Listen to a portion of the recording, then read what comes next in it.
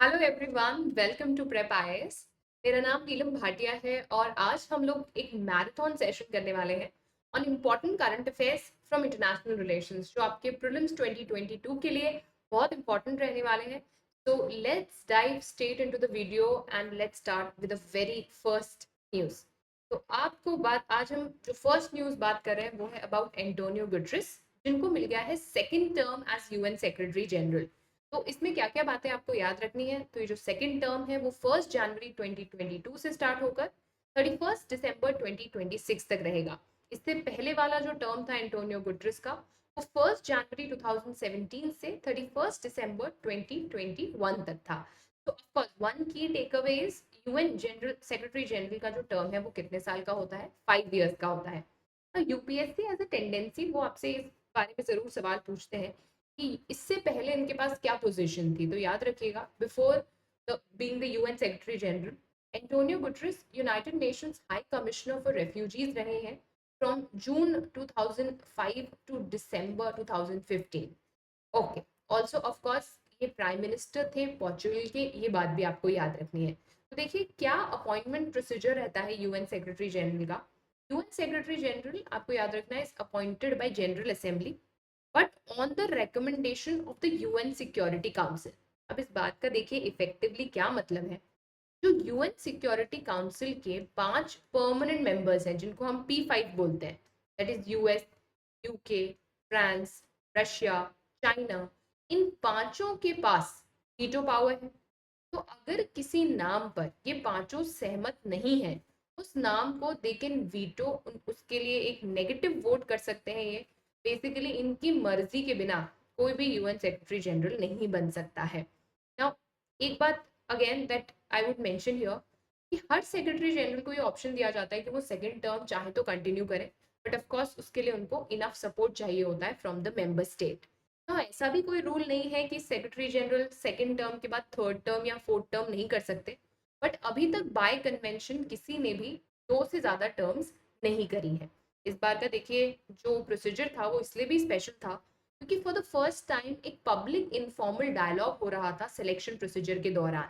यानी कि जो सिविल सोसाइटी के रिप्रेजेंटेटिव्स थे वो भी इसमें प्रेजेंट थे। ऑफकोर्स उनके पास वोटिंग राइट नहीं था, बट दे हैड अ से, दे वर participating.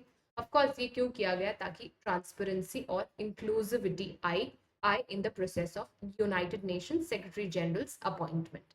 This is about the first topic of today. Now let's go to the second one, that is the 13th BRICS Summit. Okay, तो this is important क्योंकि इस बार India ने इसको virtually host किया था। सबसे पहले ब्रिक्स है क्या। BRICS is an acronym for these 5 nations. कौन कौन से? Brazil, Russia, India, China, South Africa. देखिए ये एक ऐसी ग्रुपिंग है, तब पहले नाम फ्लोट किया गया फिर इसको बनाया गया। What do I mean by this? तो देखिए क्या हुआ, 2001 में एक ब्रिटिश इकोनॉमिस्ट जिम ओनील, इन्होंने ये टर्म कॉइन किया in one of his research papers, BRIC. BRIC इन्होंने बोला कि जो ब्राजील, रशिया, इंडिया, चाइना की इकोनॉमीज है, ये इमर्जिंग इकोनॉमीज है and they have a very bright future ahead. तो यहीं से ग्रुपिंग की जो है मीटिंग स्टार्ट हुई। साइडलाइंस पर फॉरेन अफेयर्स मिनिस्टर्स मिले 2006 में और फाइनली फॉर्मलाइज किया गया it as BRIC in the year 2006। Now you have to tell मी ये ब्रिक जो है ब्रिक्स कब बना, यानी कि इसमें साउथ अफ्रीका कब ऐड हुआ। Let me know in the comment section कि साउथ अफ्रीका का एडिशन ब्रिक में कब होता है। You need to tell me the year. Now 13th BRICS summit जिसकी हम आज बात कर रहे हैं, उसकी जो चेयर है, जो चेयर होल्डिंग कंट्री है, वो इंडिया है। तो ऑफकोर्स जो इवेंट हुआ था वो वर्चुअली हुआ था, बट उसे होस्ट किसने किया था? इंडिया ने किया था।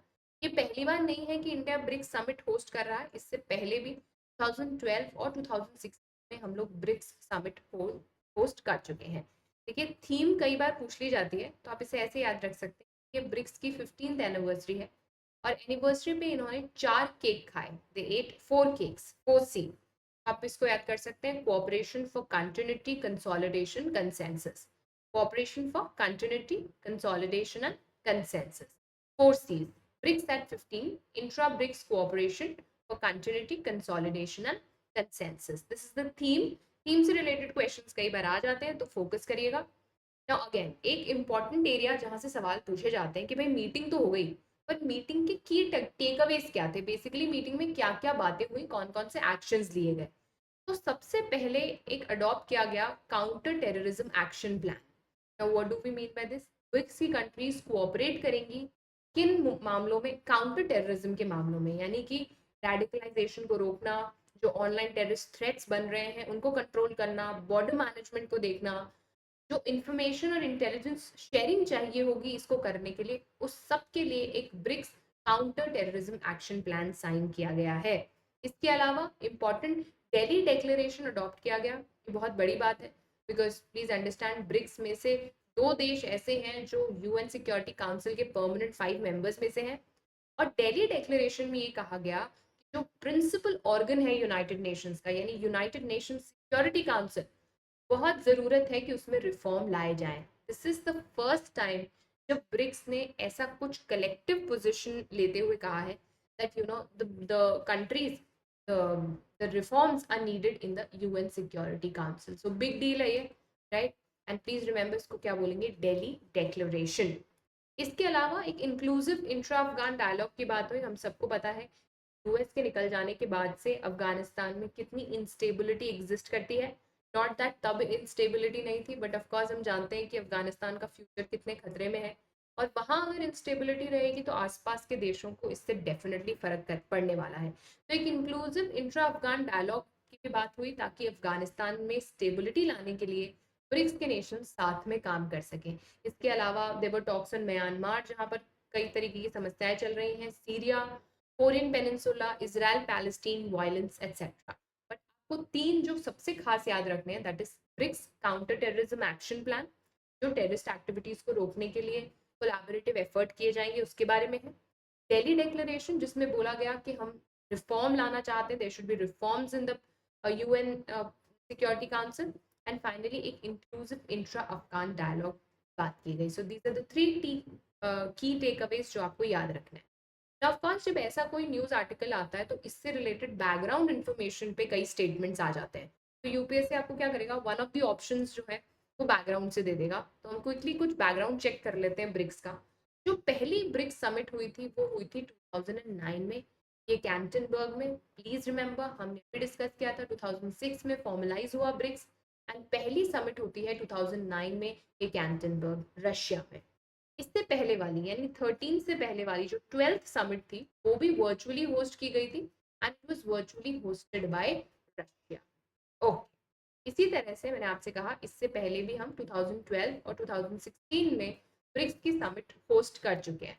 अब देखिए जो ब्रिक्स की चेयरमैनशिप है वो कैसे रोटेट होती है, इसे एक्रोनिम के ऑर्डर में एनुअली रोटेट होती है। अभी अभी जैसे इस साल इंडिया के पास थी 21 में, तो 22 में it will go to China, then next year it will go to South Africa, and then again to Brazil. So it rotates annually इस acronym के हिसाब से। It is also good to know कि सारे के सारे जो ब्रिक्स नेशंस हैं वो G20 का भी पार्ट है। Might get a question on that. Also new development bank associated है ब्रिक्स से। ब्रिक्स का इंस्टीट्यूशन है न्यू डेवलपमेंट बैंक, जो बना था 2014 में अंडर द फोर्टालेजा डिक्लेरेशन। तो फोर्टालेजा डिक्लेरेशन में हमने देखा क्या बना था, we came up with new development bank. Quick homework question, comment box में आप 1 2 3 करके अपने सारे होमवर्क्स आंसर करेंगे। सेकंड होमवर्क क्वेश्चन है ब्रिक्स का हेडक्वार्टर आप मुझे बताएंगे, अगर है तो। अगर नहीं है तो आप बोल सकते हैं कि ब्रिक्स का हेडक्वार्टर नहीं है, और अगर है तो you need to tell me in the comment section. Now moving on to next important current affair, that is the FATF retains Pakistan on grey list. पूरा समझेंगे कि एफएटीएफ क्या होता है, ग्रे लिस्ट क्या है, और पाकिस्तान को इसमें रिटेन कर दिया, इसका क्या मतलब है। Now, first thing first, what is FATF? ये जो फाइनेंशियल एक्शन टास्क फोर्स है, आपको नाम से भी कुछ समझ में आ रहा होगा, ये है क्या, पहले ये डिस्कस करते हैं। देखिए 1989 में इसे as a intergovernmental body बनाया गया था। G7 की समिट चल रही थी, उसी के साइडलाइन में पेरिस में इसका स्टैब्लिशमेंट हुआ था। अब आप नाम से भी समझ पा रहे होंगे कि इसका कुछ लेना देना फाइनेंसेस या फिर मनी से है। तो बेसिकली ये समझ लीजिए फाइनेंशियल एक्शन टास्क फोर्स वो मॉनिटर है जो चेक करता है कि कंट्रीज अपने देश में कहीं मनी लॉन्ड्रिंग एक्टिविटीज या टेरर फाइनेंसिंग, जो टेरर इंस्टीट्यूट्स हैं उनको फाइनेंस तो नहीं कर रही, या फिर अगर उनके देश में मनी लॉन्ड्रिंग हो रही है और टेररिस्ट फाइनेंसिंग हो रही है, तो क्या वो उसके लिए अप्रोप्रिएट कदम उठा रही है? Is the country taking enough steps to stop this? क्या कंट्री इतनी स्ट्रांग बन रही है कि उसको एसेस करके उसको रोक सके? सो what is the objective? Objective ये है कि कुछ स्टैंडर्ड्स बनाए जाते हैं, किस तरह से आपके यहाँ पर कौन कौन से लीगल फ्रेमवर्क होने चाहिए जिससे मनी लॉन्ड्रिंग को रोका जा सके, टेररिस्ट फाइनेंसेस को रोका जा सके, बेसिकली फाइनेंशियल सिस्टम जो है वो उसकी इंटेग्रिटी बनी रहे, इसके लिए क्या क्या किया जा सकता है को लेकर एक डिटेल्ड जो है स्ट्रैटेजी लेकर आता है financial action task force. Now का जो सेक्रेटेरिएट है, इसका जो काम काज है, वो ओईसीडी के हेडक्वार्टर्स से होता है, that is organisation for economic cooperation and development, जो कहाँ पर है, पेरिस में। As of now there are 39 members, जिसमें दो रीजनल ऑर्गेनाइजेशंस भी हैं, GCC and European Commission, Gulf Cooperation Council and European Commission. Now आपको क्या बात बिल्कुल अच्छे से याद रखनी है, India is a member of FATF. ये क्वेश्चन आपसे पूछा जा सकता है, is India member of FATF? Yes, India is a member of FATF, please remember. ना ऑब्वियसली, अब अगर ये मनी लॉन्ड्रिंग पे चेक रख रहे हैं, देख रहे हैं कि कंट्रीज मनी लॉन्ड्रिंग कहीं पार्टिसिपेट तो नहीं कर रही या इनफ एक्शंस ले रही है या नहीं ले रही है, तो इनके पास कुछ ऐसा मैकेनिज्म है जिससे ये उन कंट्रीज को काइंड ऑफ पनिश करते हैं जो ऐसा नहीं कर रही हैं। तो अगर कंट्रीज अपने यहाँ मनी लॉन्ड्रिंग एक्टिविटीज होने दे रही हैं या टेररिस्ट फाइनेंसिंग वहाँ से बहुत तेजी से हो रही है and the country is doing nothing about it और the country is promoting it, तो उसके लिए एफएटीएफ के पास दो लिस्ट है। जैसे आपको क्लास मॉनिटर याद है, आपका नाम लिख दिया करते थे बोर्ड पे, आप शोर मचाते थे, तो उसी तरह से FATF being the monitor can put your name in two list, one is the black list and one is grey list. अब आप समझ रहे हैं, black is very black and grey is a little less black, right? तो black list में वो countries होती हैं जो पूरी तरह से पक्का हो गया है कि वो टेररिस्ट फंडिंग सपोर्ट करती हैं और उनका कुछ नहीं हो सकता, वो एफएटीएफ की बिल्कुल नहीं सुन रही हैं, एंड इनको कहा जाता है non cooperative countries for territories or territories, non-cooperative countries. So basically they're not cooperating, they are not agreeing to what FATF is saying, और इनको ब्लैकलिस्ट कर दिया जाता है, इनको बिल्कुल ब्लॉक कर दिया जाता है। और ये डेफिनेटली जो लिस्ट है एफएटीएफ की वो रेगुलरली रिवाइज होती रहती है, पुरानी अगर कंट्रीज अपने आप को ठीक कर लेती हैं तो उनको हटा दिया जाता है इस लिस्ट से, और अगर कोई कंट्रीज बिल्कुल बात नहीं मान रही है एफएटीएफ की, तो उन्हें जो है ब्लैक लिस्ट में डाल दिया जाता है। नॉर्थ कोरिया और ईरान का नाम आपको याद रखना है, क्योंकि एफएटीएफ ने नॉर्थ कोरिया और ईरान को डाल रखा है, वो दो बदमाश बच्चे हैं ये, जो अभी तक किस में है, ब्लैक लिस्ट में, नॉर्थ कोरिया एंड ईरान। इसके अलावा ऑफ कोर्स हमें ग्रे लिस्ट पढ़नी है, because that is the major topic of discussion today, grey list. तो देखिए ग्रे लिस्ट क्या है, ऑफ कोर्स वो कंट्रीज जो टेररिस्ट एक्टिविटीज सपोर्ट कर रही हैं, ये पता लग रहा है कि they are the kind of safe havens for money laundering, उनको पहले ग्रे लिस्ट में रखा जाता है। ऐसा समझ लीजिए इट्स लाइक अ वार्निंग कि अगर आप नहीं सुधरेंगे तो हम आपको ब्लैक लिस्ट में डाल देंगे। So you start with grey list, you warn them कि आप अपनी हरकतें सुधार लीजिए, आप अपने आप को ठीक कर लीजिए, आप टेररिस्ट फाइनेंसिंग रोक दीजिए, अगर नहीं रोकेंगे तो you will be put under black list. So grey list comes first and then comes the black list. तो अब आपके मन में एक क्वेश्चन आएगा कि how does it matter even if a country is put in grey list, क्या फर्क पड़ता है?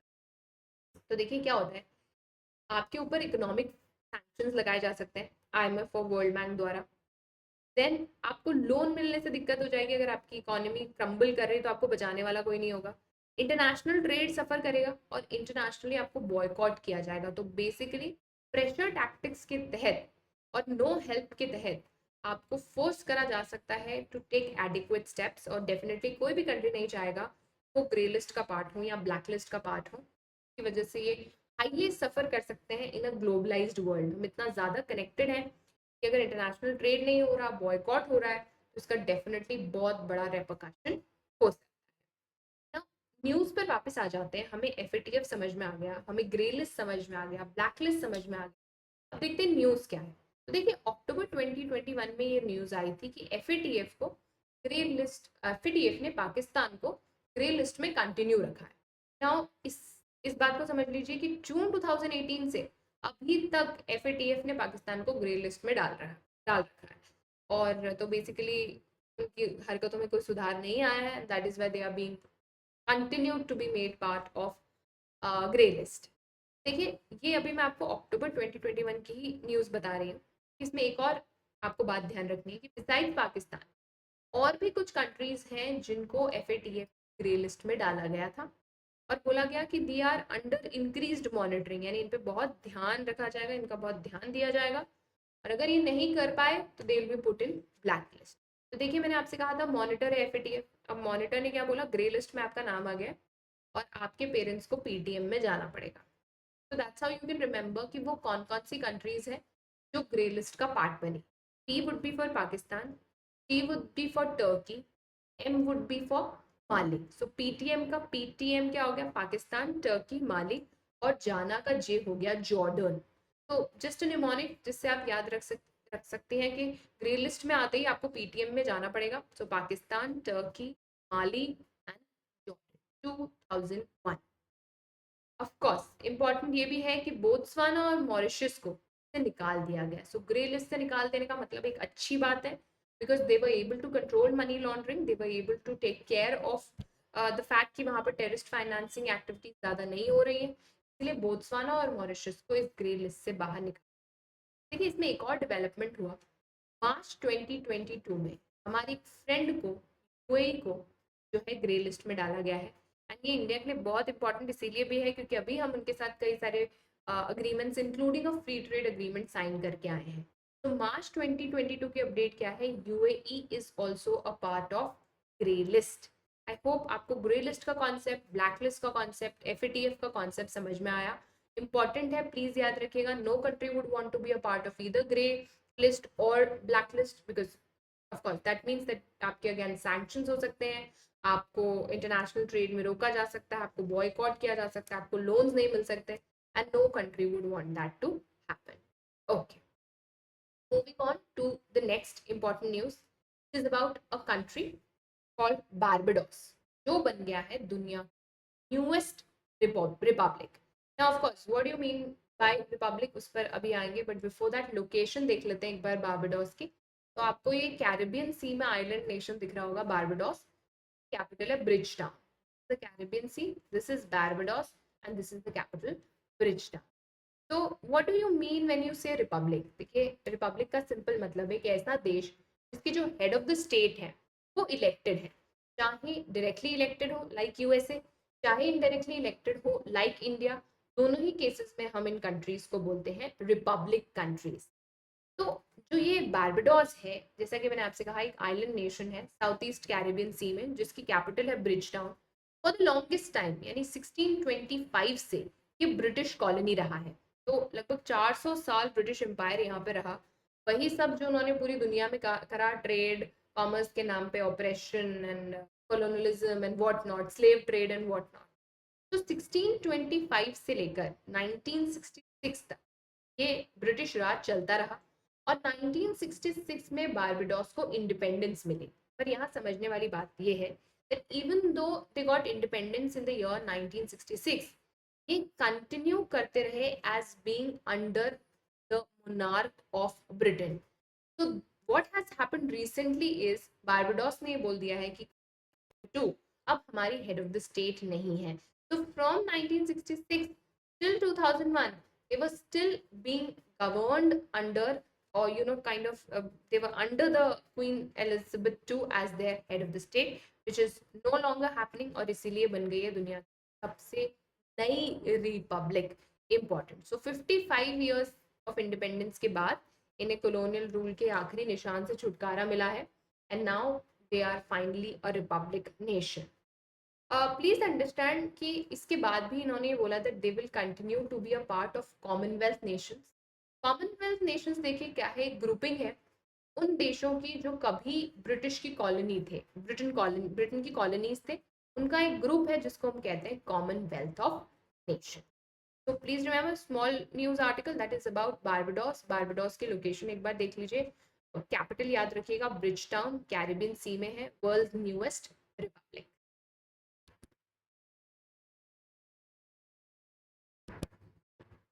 Okay, so next is about India and UAE signing a comprehensive trade agreement. तो एक बार पूरी तरह से डिस्कस करते हैं ये ट्रेड एग्रीमेंट क्या है, एटसेट्रा एटसेट्रा। तो सबसे पहली बात, किसके बीच में साइन हुआ है? इंडिया और यूएई के बीच में। पूरा नाम क्या है? Comprehensive economic partnership agreement. तो आप बहुत बार न्यूज में सुनते होंगे फ्री ट्रेड एग्रीमेंट, एंड इसी के कॉन्टेक्स्ट में ये इसका हायर वर्जन है, that is comprehensive economic partnership agreement. तो सबसे पहले देख लेते हैं कि फ्री ट्रेड अग्रीमेंट में और सेपा में, that is comprehensive economic partnership agreement में डिफरेंस क्या है। तो बेसिकली देखिए, जो ट्रेड अग्रीमेंट्स होते हैं ये ट्रेड ईजिंग के लिए दो कंट्रीज के बीच में साइन किए जाते हैं, ताकि मिनिमम टैरिफ्स हो, ज्यादा से ज्यादा ट्रेड प्रमोशन हो, दोनों कंट्रीज ग्रो करें, दोनों कंट्री के पास दोनों कंट्रीज के मार्केट का एक्सेस हो। इसीलिए फ्री ट्रेड अग्रीमेंट साइन किया जाता है। तो फ्री ट्रेड एग्रीमेंट में लोग क्या करते हैं, एक नेगेटिव लिस्ट ऑफ आइटम्स निकालते हैं। इसका बेसिकली मतलब है कि ये वो आइटम्स होंगे जिन पर टैरिफ रिलैक्सेशन काम नहीं करेगा, बाकी सब पर टैरिफ रिलैक्सेशन होगा। इससे क्या होता है, ज्यादा से ज्यादा जो है ट्रेड होता है दो कंट्रीज के बीच में, ज्यादा से ज्यादा ट्रेड एग्रीमेंट जो है ट्रेड फैसिलिटेशन दो कंट्रीज के बीच में होगा, तो that will lead to more economic growth. अब देखिए, FTA and CEPA are not different. CEPA is a higher version of FTA, क्योंकि इसमें सर्विसेज भी इंक्लूडेड है। जब आप एफटीए का बात करते हैं तो उसमें सिर्फ ट्रेड इन गुड्स इंक्लूडेड होता है। जब आप कॉम्प्रिहेंसिव इकोनॉमिक पार्टनरशिप की बात करते हैं, देखिए नाम भी क्या है, कॉम्प्रिहेंसिव, यानी ऑल इंक्लूसिव। तो इसमें आप टैरिफ रिडक्शन की बात करते हैं, सर्विसेज ऑल्सो। इसके अलावा इन्वेस्टमेंट के एरिया में कोऑपरेशन किया जाता है। इसके अलावा इंटेलेक्चुअल प्रॉपर्टी राइट्स के एरिया में कोऑपरेशन किया जाता है। तो बेसिकली ये एक ऐसा अग्रीमेंट है विच इज ऑल इंक्लूसिव। फायदा क्या होगा इसको साइन करने से? फायदा ये होगा कि जो ट्रेड है बिटवीन इंडिया एंड यूएई ये और ज्यादा बढ़ जाएगा। तो पार्टनरशिप अग्रीमेंट और cooperation agreements, very important, are more comprehensive than free trade agreements. Free trade agreement से आप सिर्फ गुड्स पे रिलैक्सेशन लेकर आते हैं, इसके थ्रू आप सर्विसेज, इन्वेस्टमेंट्स पे, और जो कोई भी एरियाज ऑफ इकोनॉमिक पार्टनरशिप की आप बात कर लीजिए, चाहे वो इंटेलेक्चुअल प्रॉपर्टी राइट्स हो, चाहे कस्टम कोऑपरेशन हो, कंपटीशन का डायरेक्शन हो, इन सब में कॉम्प्रिहेंसिवली जो है दोनों कंट्रीज के बीच में there would be more and more facilitation. तो सेपा अग्रीमेंट की अगर हम बात करें तो इसके तहत 90% of India's export will have duty free access, यानी 90% हमारे गुड्स ऐसे होंगे जिसपे कोई भी ड्यूटी नहीं लगेगी। और प्लीज रिमेंबर, इसमें गुड्स कवर्ड है, सर्विसेज कवर्ड है, और डिजिटल ट्रेड भी कवर्ड है, considering what is happening in the economic scenario. तो what do you have to remember, हमको याद रखना है CEPA, that is comprehensive economic partnership agreement between India and UAE. FTA से हायर वर्जन है, क्योंकि इसमें सर्विसेज इंक्लूडेड है, इंटेलेक्चुअल प्रॉपर्टी राइट्स इंक्लूडेड है, डिजिटल ट्रेड इंक्लूडेड है, and that is why it is called as comprehensive economic partnership agreement. Next point, next topic that we need to talk about, countering America's adversaries through sanctions act. बहुत बार आपने news में सुना होगा काट्सा। क्या है ये, इसके क्या क्या डिमेंशंस हैं, अभी क्यों न्यूज में है, डिस्कस करते हैं। सबसे पहली बात, अमेरिका बार बार एक आप न्यूज आर्टिकल सुनते हैं, बार बार एक न्यूज सुनते हैं कि इंडिया को बोलता है आप S-400 नहीं लोगे रशिया से, अगर आप लोगे तो हम आपके ऊपर कात्सा लगा देंगे। तो हम दिमाग में सोचते हैं what is this CAATSA, what is countering America's adversaries through sanctions act. And second question है कि ये S-400 क्या है जिसको लेकर इतना बवाल है। तो बेसिकली आप सब जानते हैं कि हम इतना सारा डिफेंस इक्विपमेंट्स रशिया से लेते हैं, उसमें S-400 is a very important defence air defence missile system, जो कि surface to air missile system है, और बेसिकली ये काउंटर कर सकती है किसी भी एरियल टारगेट को। तो ये बहुत ही पावरफुल है, बहुत लॉन्ग रेंज है, एंड हमें इसकी डेफिनेटली ज़रूरत थी, इसीलिए हम लोगों ने रशिया के साथ 2018 में ये डील साइन करी थी, that we will be taking S-400 from them. अब इस बात को लेकर अमेरिका हमसे नाराज है, और बार बार हमें ये धमकी दी जाती है कि वो हमारे खिलाफ काटसा लगा देंगे। अब काटसा है क्या? तो जैसा कि नाम से भी समझ में आ रहा है, काउंटरिंग अमेरिकाज एडवर्सरीज, यानी वो लोग जो अमेरिका की एडवर्सरीज हैं। एडवर्सरीज कौन कौन से? इसमें इन्होंने कुछ कंट्रीज को आइडेंटिफाई किया हुआ है, ईरान, रशिया, नॉर्थ कोरिया। तो इनका ये कहना है कि ईरान, रशिया और नॉर्थ कोरिया जो कंट्रीज हैं, इनके साथ अगर कोई भी देश सिग्निफिकेंट ट्रांजैक्शन करेगा डिफेंस के सेक्टर में और इंटेलिजेंस के सेक्टर में, तो वो हम उसके खिलाफ सैंक्शंस लगा देंगे। तो ईरान, रशिया, नॉर्थ कोरिया हमारे एडवर्सरीज हैं, and if somebody is trying to engage with these countries in the defence sector और द इंटेलिजेंस सेक्टर, तो हम क्या करने वाले हैं, हम उनके खिलाफ सैंक्शंस लगाने वाले हैं। तो इंडिया क्या कर रहा है, रशिया से S-400 परचेज कर रहा है, तो डेफिनेटली इसीलिए अमेरिका बार बार कात्सा को जो है लेकर आता है कि हम आपके ऊपर कात्सा इम्पोज कर देंगे। India is not given to the pressure and rightly so, हम ऐसा नहीं कर सकते थे, हम इंडिपेंडेंट फॉरेन पॉलिसी रखते हैं, अपनी इंडिपेंडेंट डिसीजन मेकिंग रखते हैं, इसलिए हम बार बार बोल चुके हैं कि हमें S-400 की जरूरत है तो हम लेंगे। पिछले साल फर्स्ट कंसाइनमेंट आ चुका है, इस साल of course due to the Russia Ukraine crisis जो सेकेंड राउंड था वो डिलेड है, बट अभी भी जो ट्रेनिंग इक्विपमेंट्स हैं वो amid the crisis also India पहुंच गए हैं। तो द पॉइंट इज आपको क्या याद रखना है, S-400 missile defence system, surface to air countering aerial targets, आपको याद रखना है कात्सा जिसमें 3 कंट्रीज अमेरिका आइडेंटिफाई करता है, ईरान, रशिया, नॉर्थ कोरिया, और इनके साथ अगर कोई भी देश डिफेंस या इंटेलिजेंस सेक्टर में कोई ट्रांजैक्शन करता है तो उसके खिलाफ यूएसए कात्सा इम्पोज कर देता है। तो बेसिकली कात्सा में करते क्या ये लोग, सैंक्शन लगाते हैं। तो सैंक्शन का मतलब क्या है, आपको लोन नहीं देंगे, ठीक है, असिस्टेंस नहीं देंगे एक्सपोर्ट इम्पोर्ट के सेक्टर में, आप प्रोक्योरमेंट नहीं कर सकते यूनाइटेड स्टेट्स गवर्नमेंट से अगर आपके ऊपर सैंक्शन लगाया गया तो, और आपके देश के लोगों को वीजा भी डिनाई किया जा सकता है। तो basically whatever US can do to push itself it can. So please remember CAATSA, also remember S-400. Next, India is elected to the UN Economic and Social Council for another term, that is 2022-24. Let's understand ये क्या है, ECOSOC क्या है और India को क्या membership मिली है। Now, first thing first, what is ECOSOC? हम जो 6 प्रिंसिपल ऑर्गन्स यूएन के डिस्कस करते हैं उसमें से एक इम्पॉर्टेंट ऑर्गन का नाम है इकोनॉमिक एंड सोशल काउंसिल, जो इकोनॉमिक सेक्टर और सोशल काउंसिल सोशल सेक्टर की एक्टिविटीज को देखता है, और इसके अंदर जितनी भी आपकी जो यूएन की एजेंसीज हैं वो इसी के रख रखाव में काम करती हैं। Now it has 54 members, okay, जिनको इलेक्ट किया जाता है बाय जनरल असेंबली। यूएन का जो भी इकोनॉमिक डिमेंशन में काम है, सोशल डिमेंशन में काम है, जितनी भी मैंने आपको बताया यूएन की जो स्पेशलाइज्ड एजेंसीज हैं उनके फंक्शंस को कंट्रोल करना, उनको मैनेज करना, ये सारा का सारा काम इकोसॉक देखता है। एंड प्लीज रिमेंबर जो टर्म है इसमें इलेक्ट होने वाले लोगों की, दैट कंट्रीज की, that is 3 years. So the council has 54 members and governments are elected by the General Assembly for a period of 3 years. So 54 members for a period of 3 years. देखिए 54 आपको number बड़ा लग रहा होगा कि इतने सारे लोग लिए जाते हैं इसमें, हाँ जी इतने सारे लिए जाते हैं क्योंकि रिप्रेजेंटेशन देने की कोशिश की जाती है यहाँ पर। आई वोंट से कि इससे कोई रियल मायने में डिसीजन मेकिंग पे फर्क पड़ता है, but well, so 14 are taken from African states, 11 from Asian, 6 to European, 10 to Latin American and Caribbean states, and 13 to Western European and other states. So see what is the point here? अब देखिए 14 Africa से, 11 Asia से, 10 Latin America से, 13 western Europe से। Basically कोशिश ये की गई है कि वर्ल्ड ओवर इकोसॉक में आपको रिप्रेजेंटेशन देखने को मिले। So 54 members, 3 years, remember इकोसॉक वेरी वेरी इंपॉर्टेंट। इंडिया को अगले 2 सालों के लिए इसमें जगह मिली है। Now what you also need to remember is at least आप एशिया पैसिफिक से और कौन कौन हमारे साथ आए हैं उनको ध्यान रख लीजिए। I won't tell you to remember all the countries, but please at least remember these 4: India, Afghanistan, Kazakhstan and Oman.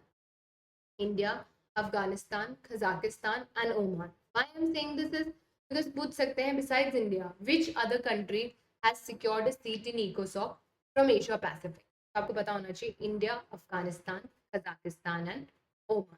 Try to memorize as much as you can during the lecture also, ताकि बाद में आपके लिए बहुत हैवी ना हो जाए। Then China's new sea road rail link to Indian Ocean, another important news that we need to take a look at. Now look at this map. As you can see, there's this place called Chengdu in China, and then you can see Myanmar here, and then you can see Yangon. So basically China अपनी policies, अपने और छुड़ा के हरकतों से बाज नहीं आता, and it has come up with something new. Now it has come up with a road and rail project जो लिंक करेगा चेंगदू को, जो कि चाइना में है, टू यांगोन। नाउ आप ये कहेंगे ये तो इनकी इंटरनल प्रॉब्लम है, but if you look at it, where is this? This is in the Indian Ocean, और ये डेफिनेटली हमारे कंसर्न की बात है। तो basically now China will have an access to Indian Ocean, this is very important. ये पहली बार है कि western China, this is western China right, western China को एक लिंक मिल गया है टू इंडियन ओशन, और इसीलिए ये न्यूज़ हमारे लिए इंपॉर्टेंट हो जाती है। So what do you need to remember? you need to remember Chengdu, you need to remember that it is a sea road rail project. कहाँ से स्टार्ट हो रहा है? ये चेंगडू से स्टार्ट हो रहा है और कहाँ तक जा रहा है? यांगोन तक जा रहा है. किसको कनेक्ट कर रहा है? वेस्टर्न चाइना को इंडियन ओशन से कनेक्ट कर रहा है. Let's understand everything about this new trade corridor. तो चाइना का ये कहना है कि हम एक पैसेज बना रहे हैं, ट्रेड कॉरिडोर बना रहे हैं, which will connect China, Singapore, Myanmar, and इसके through we will be able to establish connectivity in this area. इसके अलावा ये एक और पोर्ट भी बनाना चाह रहे हैं म्यांमार के रखीने स्टेट में, जिसका नाम है कायाकुफू. ऑफकोर्स ये अभी स्टॉल पर है क्योंकि हम जानते हैं म्यांमार में क्या कुछ हो रहा है. म्यांमार के अनरेस्ट की वजह से इसकी प्रोग्रेस थोड़ी सी रुक गई है, बट इसके through they would be railway line also. So the point is there is huge development in this area. पूरा का पूरा एक ट्रेड कॉरिडोर बनाया जा रहा है और बोल रहे हैं कि ये इनके BRI का पार्ट है. आपको पता है चाइना लंबे समय से बेल्ट एंड रोड इनिशिएटिव पर काम कर रहा है और इसका एक बहुत मेजर डेवलपमेंट हम देख रहे हैं in the form of this particular trade route, जिसको वो कह रहे हैं बॉर्डर इकोनॉमिक कोऑपरेशन जोन. देखिए यहाँ से ट्रेड डेफिनेटली बहुत फ्लरिश करेगा, ठीक है. And it is said that it can be lifeblood of international trade for China, right? Myanmar को इनकम होगी या नहीं होगी, बट डेफिनेटली चाइना को एक आउटलेट मिल गया इंडियन ओशन में. एंड ये पहली बार नहीं है जब इंडियन ओशन के एक्सेस के लिए चाइना ने कुछ करा है. हम सब जानते हैं अबाउट द ग्वादार पोर्ट. देखिए ये भी क्वेश्चन बन सकता है, अगर इस पर क्वेश्चन आया तो पुराना भी पूछ सकते हैं कि इससे पहले कौन सा पोर्ट जो है चाइना ने बिल्ड किया था to get an access to the Indian Ocean, और उसका आंसर है ग्वादार पोर्ट इन पाकिस्तान. आप देख सकते हैं. So this is also one of the checkpoints. CPEC, China Pakistan Economic Corridor. How can we forget CPEC?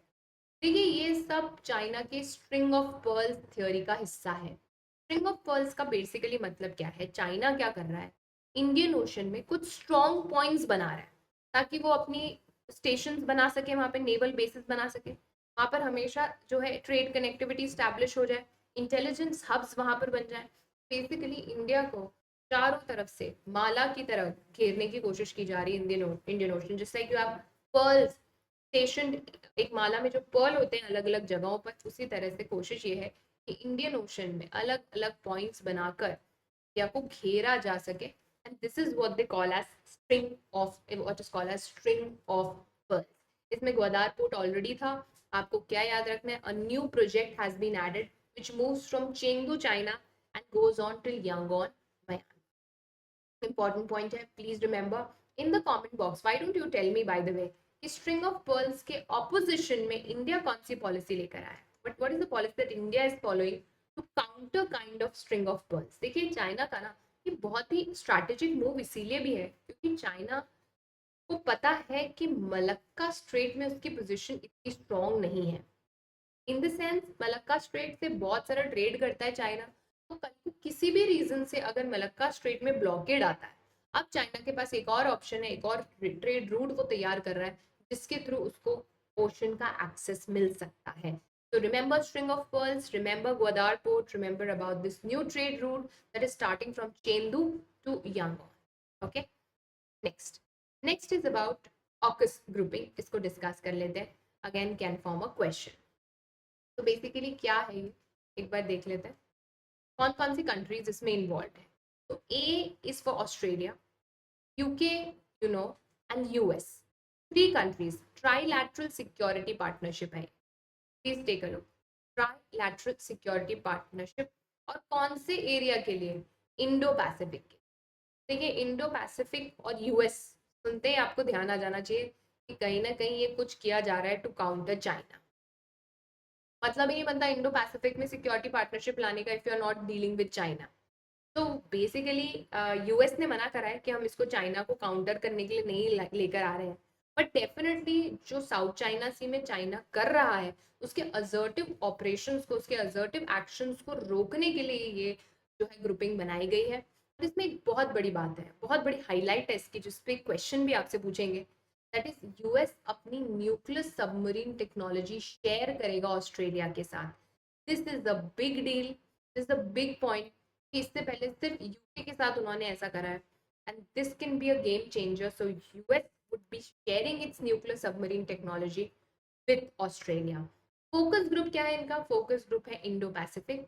क्यों है? क्योंकि चाइना की जो एक्टिविटीज बढ़ गई है साउथ चाइना सी में, असर्टिवनेस जो बढ़ गई है, उसको रोका जा सके। तो yes, Australia will be receiving nuclear submarines and Australia will actually be gaining help in this direction from UK and US.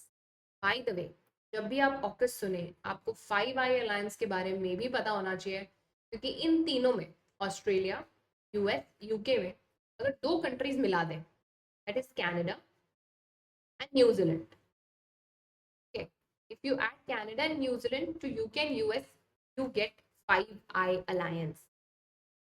Canada, New Zealand, Australia, UK, US बनाता है 5 I अलायंस। अब क्वेश्चन ये है कि 5 I अलायंस है क्या? देखिए, कोई नया अलायंस नहीं है, ये कोल्ड वॉर के समय में बनाया गया एक इंटेलिजेंस नेटवर्क है। इसके बारे में थोड़ा सा देख लेते हैं। अगर रिलेटिव क्वेश्चन आया, अटैच्ड क्वेश्चन आया स्टार्टिंग क्वेश्चन से, तो आपसे पूछ सकते हैं। तो इंटेलिजेंस शेयरिंग अग्रीमेंट है किसके बीच में? 5 इंग्लिश स्पीकिंग डेमोक्रेसीज के बीच में। As I said, AUKUS plus Canada and New Zealand. देखिए, कोल्ड वॉर के समय ये बनाया गया था। कोल्ड वॉर यानी कि 1946 1991 के बीच में जो चली थी। यूएस एक तरफ, यूएसएसआर एक तरफ। ऑब्वियसली उस समय इंफॉर्मेशन गैदरिंग बहुत जरूरी थी। जो सेंसिटिव इंफॉर्मेशन जहां से मिल सकती है उसको इकट्ठा किया जाए। एडवर्सरीज के कोई ठिकानों के बारे में पता चल रहा है, US will try to find out about USSR. इसी मूव में 5 I अलायंस बनाया गया था। तो दुनिया का सबसे सक्सेसफुल इंटेलिजेंस अलायंस कहते हैं। you read more about it, you will be fascinated to see कि कितनी सारी sensitive information collect की गई थी। So what is 5 I alliance? Remember the 5 countries? Background याद रखिएगा, कोल्ड वॉर के समय sensitive information collect करना और आपस में शेयर करने के लिए इसे बनाया गया था। And it is the world's most successful intelligence alliance.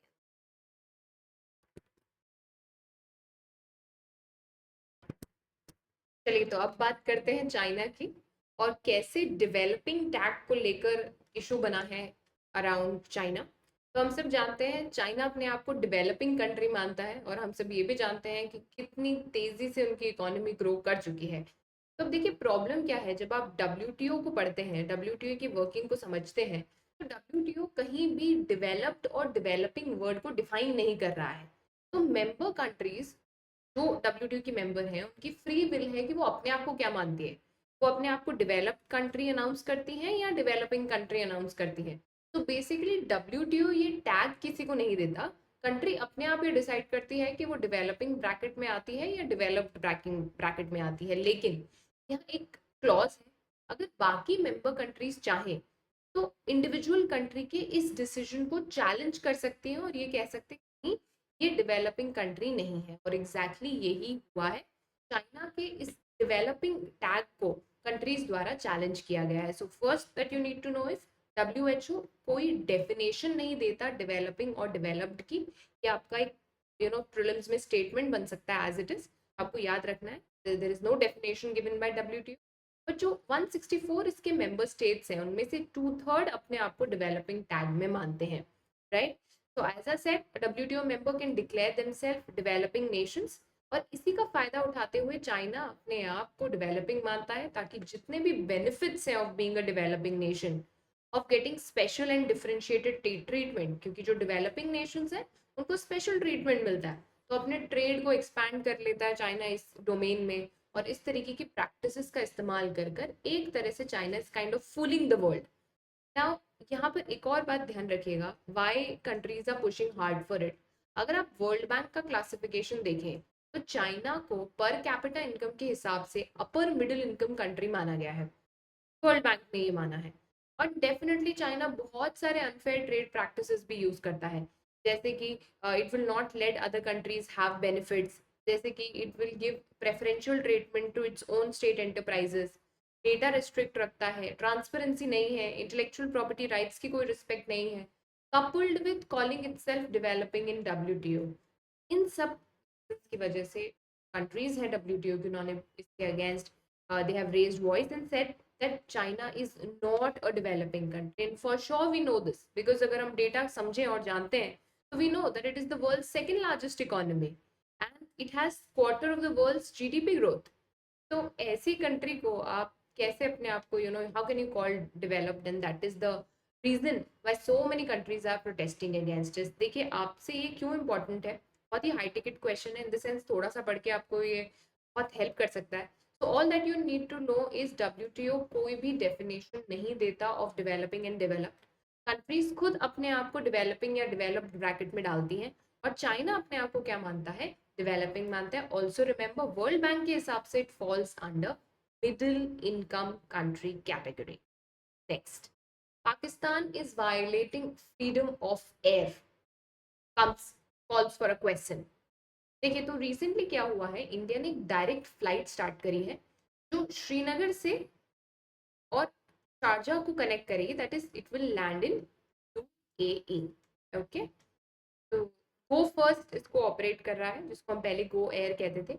अब obviously when you are moving from India to UAE, तो जो रूट लिया जा रहा है वो पाकिस्तानी एयर स्पेस इसमें यूज की जा रही है।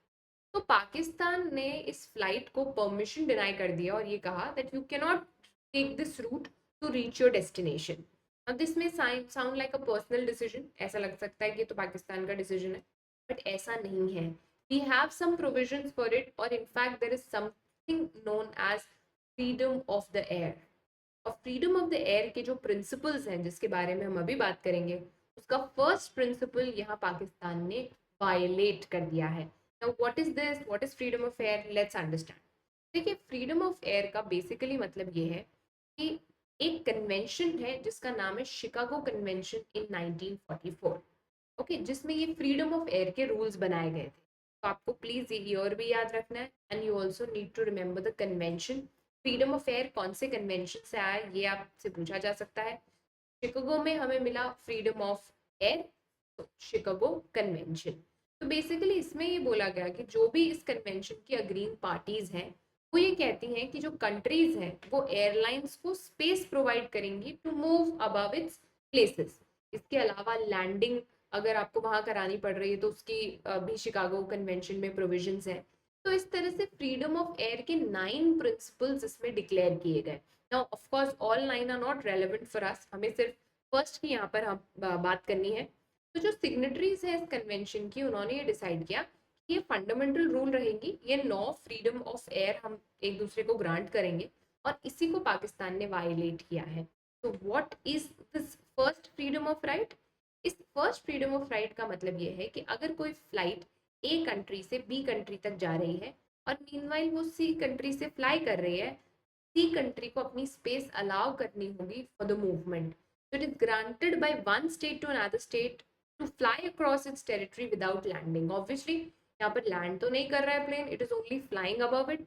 तो इस केस में जो इंडियन फ्लाइट है वो पाकिस्तान का एयर स्पेस यूज कर रही थी, जो उसे डिनाई कर दिया गया, यानी फ्रीडम ऑफ एयर का वायलेशन हुआ है यहाँ पर। कौन सा कन्वेंशन याद रखेंगे? Chicago convention in the year 1944। Next, now we'll be talking about new quad. I'm sure all of you must have heard of quad so far. आपने quadrilateral dialogue के बारे में बहुत सुन लिया होगा। Let me know in the comment section वो कौन कौन सी countries हैं जो quad का part है। Important development happening out there। हम सब जानते हैं यूएसए एड़ी चोटी का जोर लगा रहा है कि वो चाइना को किसी तरह से इंडो पैसिफिक में, साउथ चाइना सी में कंट्रोल कर ले, because China is getting very very aggressive with its policies. फिर चाहे वो स्ट्रिंग ऑफ पर्ल्स हो या उसकी डेड डिप्लोमेसी हो, China is really getting very aggressive in this area. और इसका एक क्वाड के फॉर्म में हम मैनिफेस्टेशन देख चुके हैं, एंड नेक्स्ट टर्म जो काफी न्यूज में आ रहा है दैट इज न्यू क्वाड। अब सबसे पहले देखिए इसमें कंट्रीज कौन कौन सी है। तो India, US, Israel and UAE. आप थोड़ा सा समझ पा रहे होंगे कि इसका टारगेट एरिया मिडिल ईस्ट है, right? We are looking at middle east when we talk about it. तो India, US, Israel and UAE, they had their first virtual meeting, and that is a strong manifestation की जो waste Asia की geopolitics है वो बदलने वाली है, and Quad like grouping Middle East बनने वाली है। This is called as new Quad. आपको न्यू क्वाड की मेंबर कंट्रीज याद रखनी है, India, USA, Israel and UAE. अब सबसे बड़ा सवाल बनता है कि ये इजराइल और यूएई दोनों एक टेबल पे कैसे आ गए? Because obviously, sorry, Israel and UAE एक टेबल पे कैसे आ गए? Because UAE of course is an Arabic nation, तो इसराइल के साथ इसका कमिंग टुगेदर कुछ समझ नहीं आया। देखिए इस कॉन्टेक्स्ट में need to remember Abraham accord, जिसको मीडिएट किया था यूएसए ने। इसराइल और यूएई ने इसके बाद से फॉर्मल डिप्लोमेटिक रिलेशंस शुरू कर दिए। So basically Abraham accord was that accord जिससे इसराइल और यूएई साथ आए, which was of course mediated by USA. By the way, आपको पता है इसमें एक और कंट्री इन्वॉल्व था, that is Bahrain. So Bahrain was the country which was also involved in Abraham Accord. Just remember. Okay. Now US इसमें क्यों interested है? India of course would be interested. We know we have interest with Israel. We have interest with UAE. एक से हमें तेल मिलता है, defense, agriculture, so many areas in which we come together. And obviously we are somebody who wants to tackle China's growing influence, क्योंकि हमें जितना impact होगा चाइना की assertiveness से उतना और किसी को नहीं होने वाला है. But US is definitely building a policy which is called pivot to Asia. So it is trying hard कि चाइना की assertiveness को कंट्रोल किया जा सके और अपनी जड़ें जमाई जा सके एशिया में भी. और इसके लिए पहले ही क्वाड ग्रुपिंग स्टार्ट की जा चुकी थी, and this is now the coming up of new quad. आपसे क्वेश्चन पूछ सकते हैं कि न्यू क्वाड में कौन कौन सी कंट्रीज इन्वॉल्व है. It is India, USA, Israel and UAE. Okay, now next important, इस पर क्वेश्चंस पहले भी पूछ चुका है UPSC, that is Asian infrastructure investment bank. क्यों न्यूज में था पहले ये देख लेते हैं. तो आरबीआई के गवर्नर, फॉर्मर गवर्नर जो है उर्जित पटेल, उनको वाइस प्रेसिडेंट बनाया गया है एशियन इंफ्रास्ट्रक्चर इन्वेस्टमेंट बैंक का. This is the news. तो न्यूज शायद ना पूछी जाए, but on some aspects of AI भी आपसे क्वेश्चंस पूछ सकते हैं. सबसे पहली बात, it is a multilateral development bank. The idea is to develop social and economic outcomes. अच्छा ध्यान रखिएगा, इनका जो एजेंडा है वो एशिया एंड बियॉन्ड है. तो प्लीज ये मत सोचिएगा कि इसका नाम एशियन इंफ्रास्ट्रक्चर इन्वेस्टमेंट बैंक है तो उसका वर्क एरिया सिर्फ और सिर्फ एशिया तक रेस्ट्रिक्टेड रहेगा. That is incorrect. It expands it's horizon beyond Asia also. This is important to know. As of now, we need to know that it has the membership is 57. Headquarter is in Beijing. और इसने काम करना शुरू किया था 2016. Now, please know that membership extends beyond Asia, and the work also extends beyond Asia. This can be one of the questions. India और एआईआई की IB की अगर हम बात करें तो this is important that India has 7.6% share holding. तो अगर आपसे पूछते हैं कि लार्जेस्ट शेयर होल्डिंग किसके पास है, तो the largest share holding is with China. Okay, because it has 26.6% stakes. But second largest is with India, that is 7.6%. And when you talk about beneficiaries कि इंफ्रास्ट्रक्चर में सबसे ज़्यादा मदद कौन सी कंट्री को मिली है, तो that is India. Although the shareholding highest is with China, India is one of the largest beneficiaries of infrastructure project, and the bank has funded about 28 projects worth US dollar 6.7 billion. Remember the headquarters, everybody. Remember Urjit Patel becoming the vice president, and also remember how it is a multi-development bank which works in Asia and beyond Asia also. Okay. Next, let's talk about India and Israel relations. Okay, so this is a logo that you can see here. Okay, and we are running in the 30th anniversary of our diplomatic ties with Israel, and that's why you see that logo coming up. इस logo को देख लीजिए. On our 30th anniversary, this commemorative logo has been launched. So this is important. If you can look at few things here, क्योंकि हम Israel और India के relation की बात कर रहे हैं, तो let's try and look at few dimensions जो कि इंपॉर्टेंट हो जाते हैं यहाँ पर. सबसे पहले डिप्लोमेटिक रिलेशंस की अगर मैं बात करूँ तो इंडिया ने इसराइल को रिकॉग्नाइज तो 1950 में ही कर लिया था, but of course due to the needs and exigencies of that time हमने full diplomatic relations only by 1992 किए थे. तो हमारे जो फॉर्मल डिप्लोमेटिक रिलेशंस थे, there were reasons we had to take care of internal politics. अंदर जो हमारे देश में चल रहा था उसे भी हमें संभालना था. We couldn't involve in full relation with a country that was still juggling on so many parameters.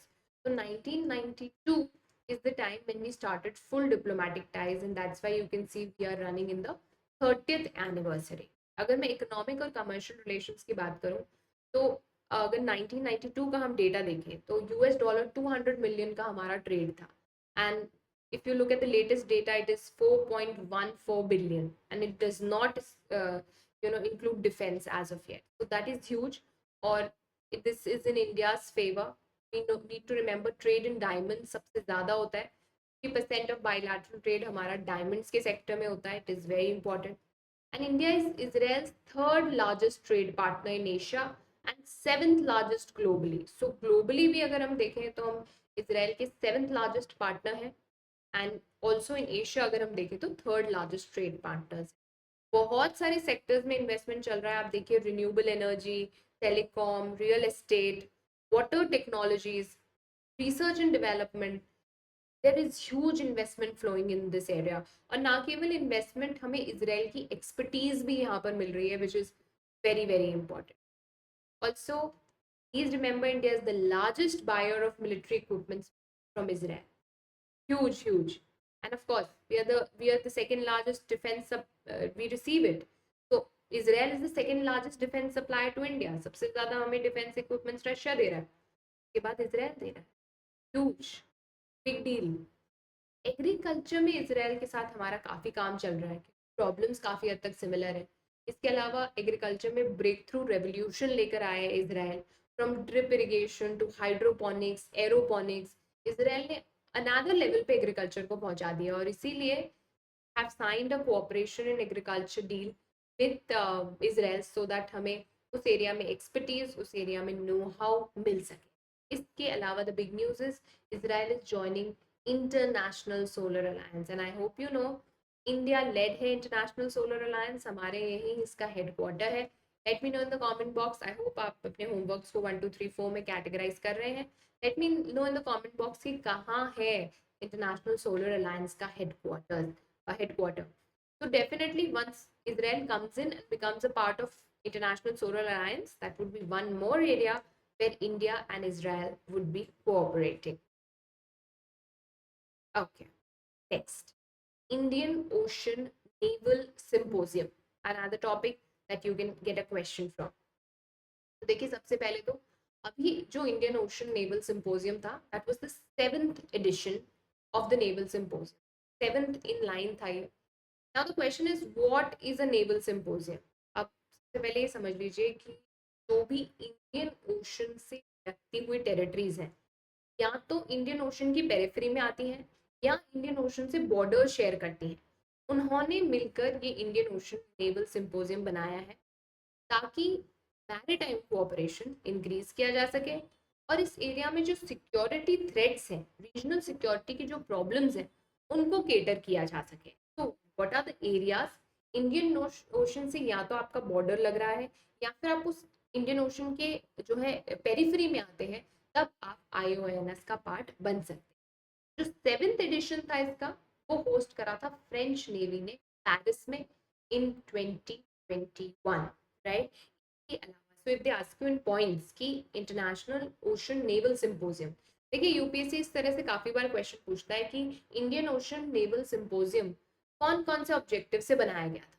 तो one can be of course maritime cooperation, one can be enhanced regional security, but it is also about humanitarian assistance and disaster relief.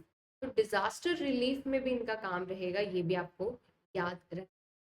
देखिए जो इसकी chairmanship है, पहली बार India के पास थी 2008 में, the first time it came into being, और हर एक के पास 2-2 साल के लिए रहती है. तो 2 years with India, then UAE, then South Africa, Brazil. इससे पहले रिपब्लिक ऑफ ईरान के पास थी, और अभी जून 2021 से किसको मिल गई है, फ्रांस में मिल गई है. इसलिए जो इसका 7th एडिशन हुआ था वो कहाँ पर हुआ था, फ्रांस में, यानी पेरिस. तो Indian Ocean naval symposium. 24 member Nations. मैंने बोला या तो वो टच करेंगे इंडियन ओशन रीजन को या फिर they will lie in the Indian Ocean region. तो हो सकता है डायरेक्टली बॉर्डर जो है शेयर नहीं कर रहे हैं इंडियन ओशन से, बट उन्हीं की पेरिफेरी में आ रहे हैं.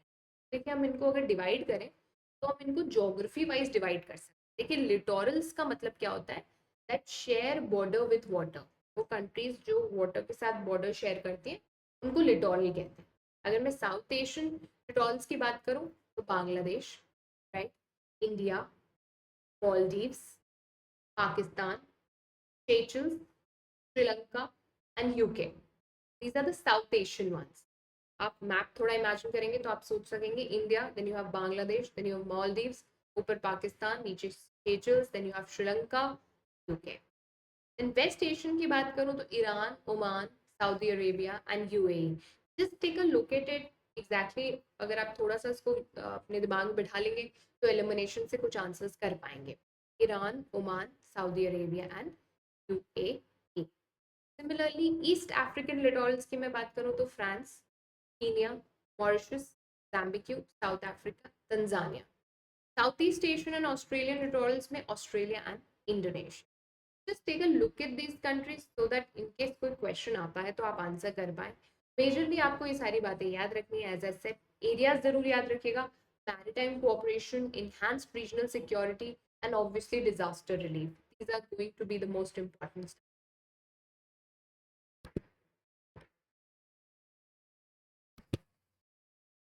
Okay, so moving on, let's talk about this another news, that is Chile rewriting its constitution. तो देखिए साउथ अमेरिका की एक कंट्री है और एक बहुत बड़ा डेवलपमेंट यहाँ पर हुआ है। इनके कॉन्स्टिट्यूशन को रीराइट करने के लिए एक कॉन्स्टिट्यूशन कन्वेंशन बिठाई गई है। और देखिए इसका रीजन कोई कॉन्स्टिट्यूशनल फेलियर या कॉन्स्टिट्यूशनल इमरजेंसी नहीं है, बल्कि क्लाइमेट और इकोलॉजिकल इमरजेंसी है। ये बिगेस्ट डेवलपमेंट है हमें ये बताने के लिए कि कैसे climate change affects the politics of a country. तो जो चिलेन पॉलिटिशियंस हैं उन्होंने ये डिसाइड किया फॉर द लॉन्गेस्ट टाइम कि यहाँ पर जो लिथियम रिसोर्सेज हैं उनका एक्सप्लॉयटेशन किया जाएगा, उनका इस्तेमाल किया जाएगा देश को रिच बनाने के लिए। और इससे कई सारे लोग सहमत नहीं थे। इससे पहले भी जो गवर्नमेंट के डिसीजंस हैं जैसे कि प्राइवेटाइजेशन ऑफ वाटर, उसको लेकर चिलेयन जो कॉमन मास है वो बहुत खुश नहीं था, राइट। और under the leadership of military leader Augusto Pinochet, who actually overthrew communist leader Salvador, Chile began its journey of resource exploitation. तो जैसे ही ये पावर में आए बहुत सारा रिसोर्स एक्सप्लॉयटेशन यहाँ पर देखा गया। अब देखिए प्रॉब्लम क्या है, लिथियम की डिमांड बहुत ज्यादा है ना, this is not the problem of course. And modern times में हम देखेंगे कैसे लिथियम की जो डिमांड है वो डेफिनेटली और ज्यादा आसमान को छू रही है। बट प्रॉब्लम क्या है, इसका इकोलॉजिकल इम्पैक्ट। तो जो लिथियम की माइनिंग है उसकी वजह से सॉइल मॉइस्चर डिक्लाइन हो जाता है। और वो जो लैंड है फिर आप उसको बिल्कुल भी कल्टीवेशन के लिए इस्तेमाल नहीं कर सकते।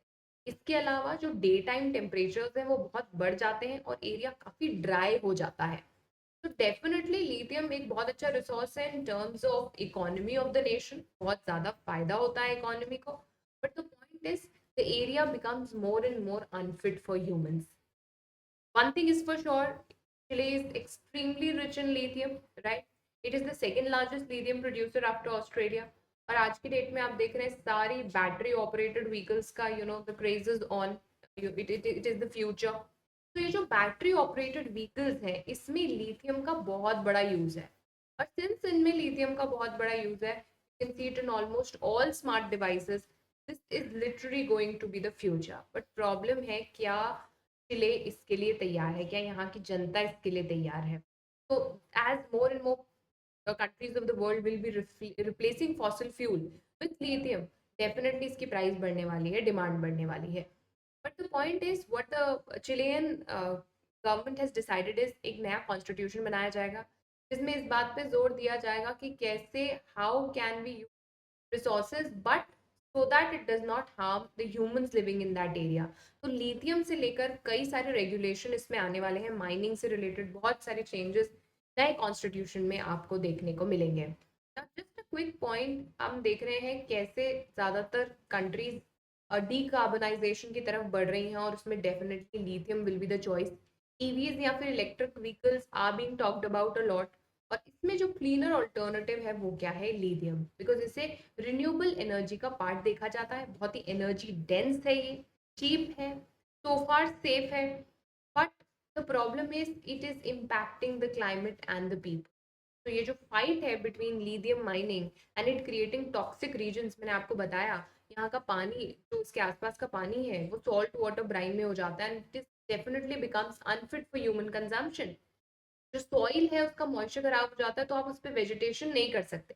and that is the reason Chile has decided to rewrite its constitution considering climatic emergency in mind. So this is perhaps one such example जहाँ हम देखते हैं कि कैसे climate is actually impacting the politics of the country. So just remember that fact. As I mentioned, कुछ lithium ion batteries के बारे में बात कर लेते हैं. बहुत सारा पावर होल्ड कर सकते हैं, ये छोटे से पैकेट में आ जाते हैं पर लॉन्गर लाइफ साइकिल है. आप आज की डेट में देखिए, आपके पास जितने भी स्मार्ट गैजेट्स हैं वहां आपको इसका इस्तेमाल देखने को मिलेगा. Now definitely, as I said, the demand is going to shoot up, but the choice now is with Chile to decide between whether it wants to become rich by selling more and more lithium or kind of regulate lithium mining. And इसीलिए ये नया बदलाव आने वाला है. इसमें specifically ध्यान रखा जाएगा the changes that have to be brought in regulating the mining of lithium. Next, Mission Sagar. Next news जो हम डिस्कस करें. Please look at this map, look at this country, Mozambique, जिसके बारे में हम लोग बात करने वाले हैं. So this you can see, as you can see, Madagascar, Mozambique, सकते हैं अफ्रीकन कॉन्टिनेंट. इम्पॉर्टेंट प्लेस है, देख लीजिएगा ध्यान से. Now what is the news? तो भारत ने कुछ मदद पहुंचाई है यहाँ पर to its naval ship. Naval ship का नाम है केसरी, और ये मुपोटो जो कि मोजाम्बिक का पोर्ट है, वहां पर 500 tons of food aid deliver की गई है by the government of India. कारण क्या है, यहाँ पर बहुत ज़्यादा ड्रॉट कंडीशंस डेवलप हो गई हैं. coupled by the pandemic, there were a lot of there are a lot of problems that this country was facing. अब देखिए, INS केसरी तो आपको याद रखना है. In relevance to Mozambique you have to remember that. But दो बातें और याद रखनी है इस करंट अफेयर के through. One is mission Sagar and one is vision Sagar. देखिए, विजन हमेशा ब्रॉड होता है और मिशन हमेशा स्पेसिफिक होता है. यहाँ पर दो चीजें हैं, one is vision Sagar, one is mission Sagar. तो जो मिशन सागर है, क्योंकि वो स्पेसिफिक है, राइट, तो हम उसमें कुछ स्पेसिफिक चीजें डिस्कस करेंगे.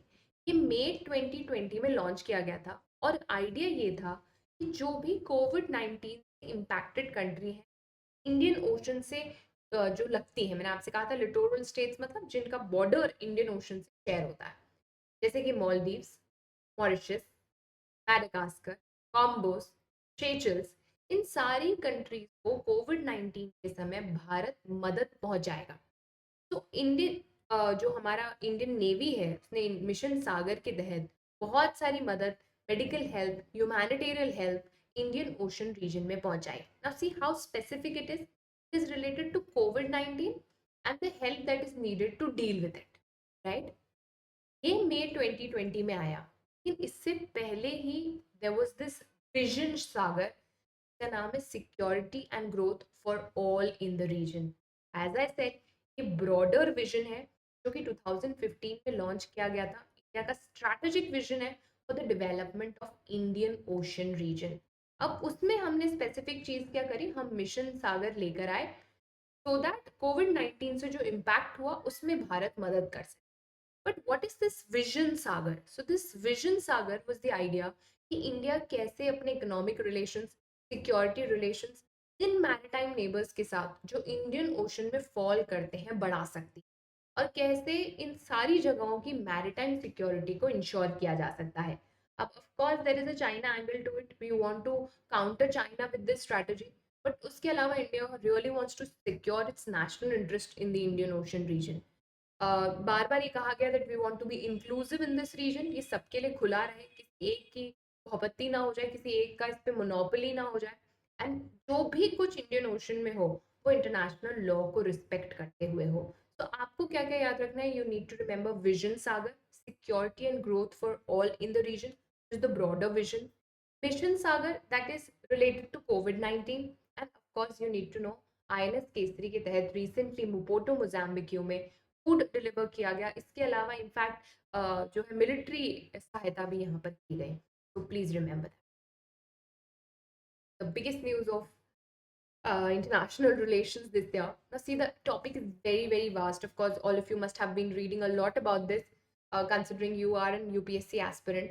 तो अभी हम लोग क्या करेंगे, since very specific and prepare things which are extremely important for your current affairs perspective. Right now, we'll be talking about all those dimensions which are important for your exam perspective in the Russia Ukraine conflict. तो एक बार पहले शुरू से शुरू करते हैं और देखते हैं कि कहानी कैसे शुरू हुई. Now all of you might be knowing by this time USSR, that is Union of Soviet Socialist Republic. एक बहुत बड़ा ग्रुपिंग, एक बहुत बड़ा नेशन जिसमें बहुत सारे कॉन्स्टिट्यूएंट यूनिट्स थे. सबसे बड़ा यूनिट था रशिया. तो एक समय ऐसा था जब Russia and Ukraine both were a part of USSR. After the disintegration of USSR, Russia से यूक्रेन अलग हो गया. But definitely Ukraine and Russia share hundreds of years of bond. Cultural bond, linguistic bond, family bonds ये exist करते हैं. Because Ukraine was once a part of USSR और the Soviet Union. अब देखिए, जब ये सेपरेशन हुआ तो ऑब्वियसली तो जो लार्जेस्ट यूनिट निकल कर आई out of USSR, that was Russia. But second most powerful Soviet republic was Ukraine. The most powerful after Russia was Ukraine. And Ukraine की जो लोकेशन है वो स्ट्रैटेजिक इतनी इम्पोर्टेंट थी रशिया के लिए कि शुरू से ही यहाँ पर जो है some amount of friction शुरू हो गया था. Now the point is, for many in Russia और जो एथनिक रशियंस हैं यूक्रेन में, वो दे शेयर एन इमोशनल कनेक्शन. और उस इमोशनल कनेक्शन को, उस इंक्लिनेशन टुवर्ड्स रशिया को मिलिट्रीली बहुत ज़्यादा इस्तेमाल किया गया. इसमें यूएस का भी एंगल था. यूएस ने भी इस एरिया को और ज़्यादा कॉम्प्लिकेट कर दिया. And that's why we are where we are. तो how did this all started and why only Ukraine? देखिए, यहाँ पर समझने वाली बात है कि यूक्रेन जो है ना, वो एक बफर है दोनों के लिए. तो यूएस और यूरोपियन यूनियन के लिए एक बड़ा अच्छा खासा यूक्रेन बफर है between Russia on one side and west on the other. तो यूएस का हमेशा से ये निगाह था कि कैसे यूक्रेन उसकी तरफ टिल्टेड रहे. Ukraine should be with US rather with west, ताकि रशिया से जो शील्डिंग मिल रही है वो बनी रहे, right. On the other hand Russia obviously wanted कि यूक्रेन का ज़्यादा से ज़्यादा कंट्रोल उसके पास में हो, ताकि वो इस एरिया पे अपनी ग्रिप बना रखे. देखिए, जैसे ही कोल्ड वॉर खत्म हुई, even during cold war rather, US ने बहुत ज़्यादा कोशिश करी कि ज़्यादा से ज़्यादा कंट्रीज अराउंड रशिया जो है वो यूएस के खेमे में आ जाए. और आपने देखा कैसे नेटो के बहुत सारे मेंबर्स आज भी रशिया के आसपास की कंट्रीज हैं.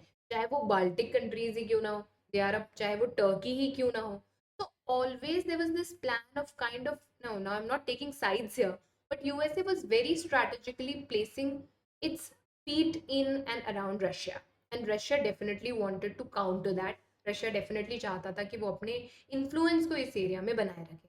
तो बेसिकली पावर टसल क्रिएट हो गया between the west and Russia, between US and Russia, ताकि यूक्रेन पे ज़्यादा से ज़्यादा इन्फ्लुएंस बनाया जा सके. अब कैसे इस एरिया में टेंशन्स बढ़ते हैं वो हम देखते हैं. But the point is the same. It is due to the strategic location of Ukraine that it became a cause of conflict between Russia and USA. तो देखिए क्या हुआ. The first development in this area was the Euromaidan movement. तो नवंबर 2013 में बहुत मास protest आप देखने लगे यूक्रेन में, एंड स्पेसिफिकली कीव मैदान में, या फिर जिसको हम सेंट्रल स्क्वायर कहते हैं. अब देखिए हुआ क्या. इस समय पर यूक्रेन में आप देखेंगे टाइम एंड अगेन अलग अलग तरीके की लीडरशिप देखने को मिली है. Sometimes pro Russian, sometimes pro west या प्रो यूएस. तो जो प्रोटेस्टर्स थे वो यूक्रेन के जो उस समय पर प्रो रशियन प्रेसिडेंट थे. This was the time when Russia was under a pro Russian president. उससे उनसे बहुत नाराज थे. विक्टर यानुकोविच उनका नाम था. बेसिकली इस समय पर यूक्रेन के पास चॉइस थी कि वो Eurasian economic union, bye the way Eurasian economic union was led by Russia. This is the first point that you should know. या फिर EU, इसमें से किसी एक को ज्वाइन करें. And since Yanukovych was pro Russia, it was decided that they would be heading sides with Eurasian Economic Union या फिर Russia. This was not liked by many people. There was protest. इसी को यूरोमैदान movement कहा गया. Many people this time wanted that we should stay with EU, we should be with EU instead of going with Eurasian Economic Movement. ये जो protest हुआ इसमें security forces भी involve हुए, बहुत मैसिव क्लैशेस हुए, और फाइनली यानुकोविच को जो है अपनी सीट छोड़नी पड़ी 2014 में। तो आप देख रहे हैं किस तरह से it was a signal for Russia that people are tilting more towards the West, more towards USA, more towards European Union. And this was when things started getting a little serious, a little, more aggressive. क्योंकि Russia ने जिस तरह से इस पर react करा, that was worth mentioning. So Russia, I mean, Russia was clear that the rise of Western influence is at its peak. ये तो क्लियर हो गया, जो इन्फ्लुएंस है वेस्ट का वो डेफिनेटली यूक्रेन में बहुत ज़्यादा है and Russia was not at all interested in leaving its influence here.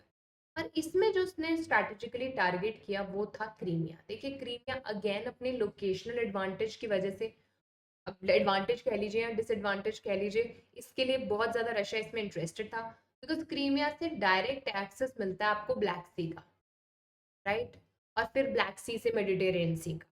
So Russia was very clear that Crimea has to be with Russia.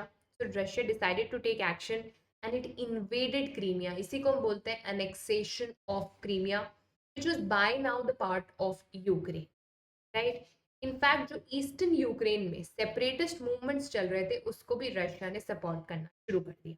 और जैसे ही इन्वेजन हुआ, एनेक्सेशन हुआ क्रीमिया का, डेफिनेटली रशिया का इस रीजन में एक अपर हैंड हो गया, रशियन प्रेजेंस इस एरिया में बढ़ गई। नो डाउट रशिया पे बहुत सारे सैंक्शंस आए, right, but by this time Vladimir Putin was very very popular in Russia and was seen as a victory for Russia. But आप समझ रहे हैं इन सब में यूक्रेन पर साइकोलॉजिकली ये इम्पैक्ट पड़ता है that we should be very of Russia, we should be very careful of Russia. और जब सब्सिक्वेंट लीडर्स प्रो यूएस आते हैं तो एक बात बहुत क्लियर हो जाती है कि हमें रशिया से बचकर रहना है। तो आप देख रहे हैं किस तरह से एक पावर टसल क्रिएट हो रहा था और किस तरह Ukraine had shifted towards the US side. अब obviously as I said, Crimea का नेक्सेशन था उसको बहुत ज़्यादा जो है वर्ल्ड वाइड कंडेम किया गया, मॉस्को पे बहुत सारे सैंक्शंस लगाए गए। But one thing was clear, US and EU अब बोलने लगा that we need to protect Ukraine's border and to be very honest, not because they were very concerned about Ukraine, but because वो इस buffer को बनाए रखना चाहते हैं। वो नहीं चाहते कि इस एरिया पर पूरी तरह से रशिया का दबदबा हो जाए। And in all this what is the current problem? तो करंट प्रॉब्लम कहाँ से स्टार्ट हुई? तो आप देख रहे हैं मिसट्रस्ट डिस्ट्रस्ट तो ऑलरेडी यूक्रेन में डेवलप हो ही गया है, क्रीमिया को रशिया ने अनेक्स कर ही लिया था ना। धीरे धीरे ये टॉक्स आने लगी that Ukraine would be joining NATO and Russia was very clear कि हम यूक्रेन को नेटो ज्वाइन नहीं करने देंगे। Already a lot of countries in and around us are a part of NATO. NATO का एक्सपेंशन अग्रेसिवली चल रहा है और आप हमें ये अश्योर करें, Russia said that you assure us to both US and Ukraine that Ukraine will not be inducted into NATO. बोला आप हमें अश्योर करिए, otherwise we'll have to take some action. तो ऑब्वियसली अश्योरेंस नहीं आया।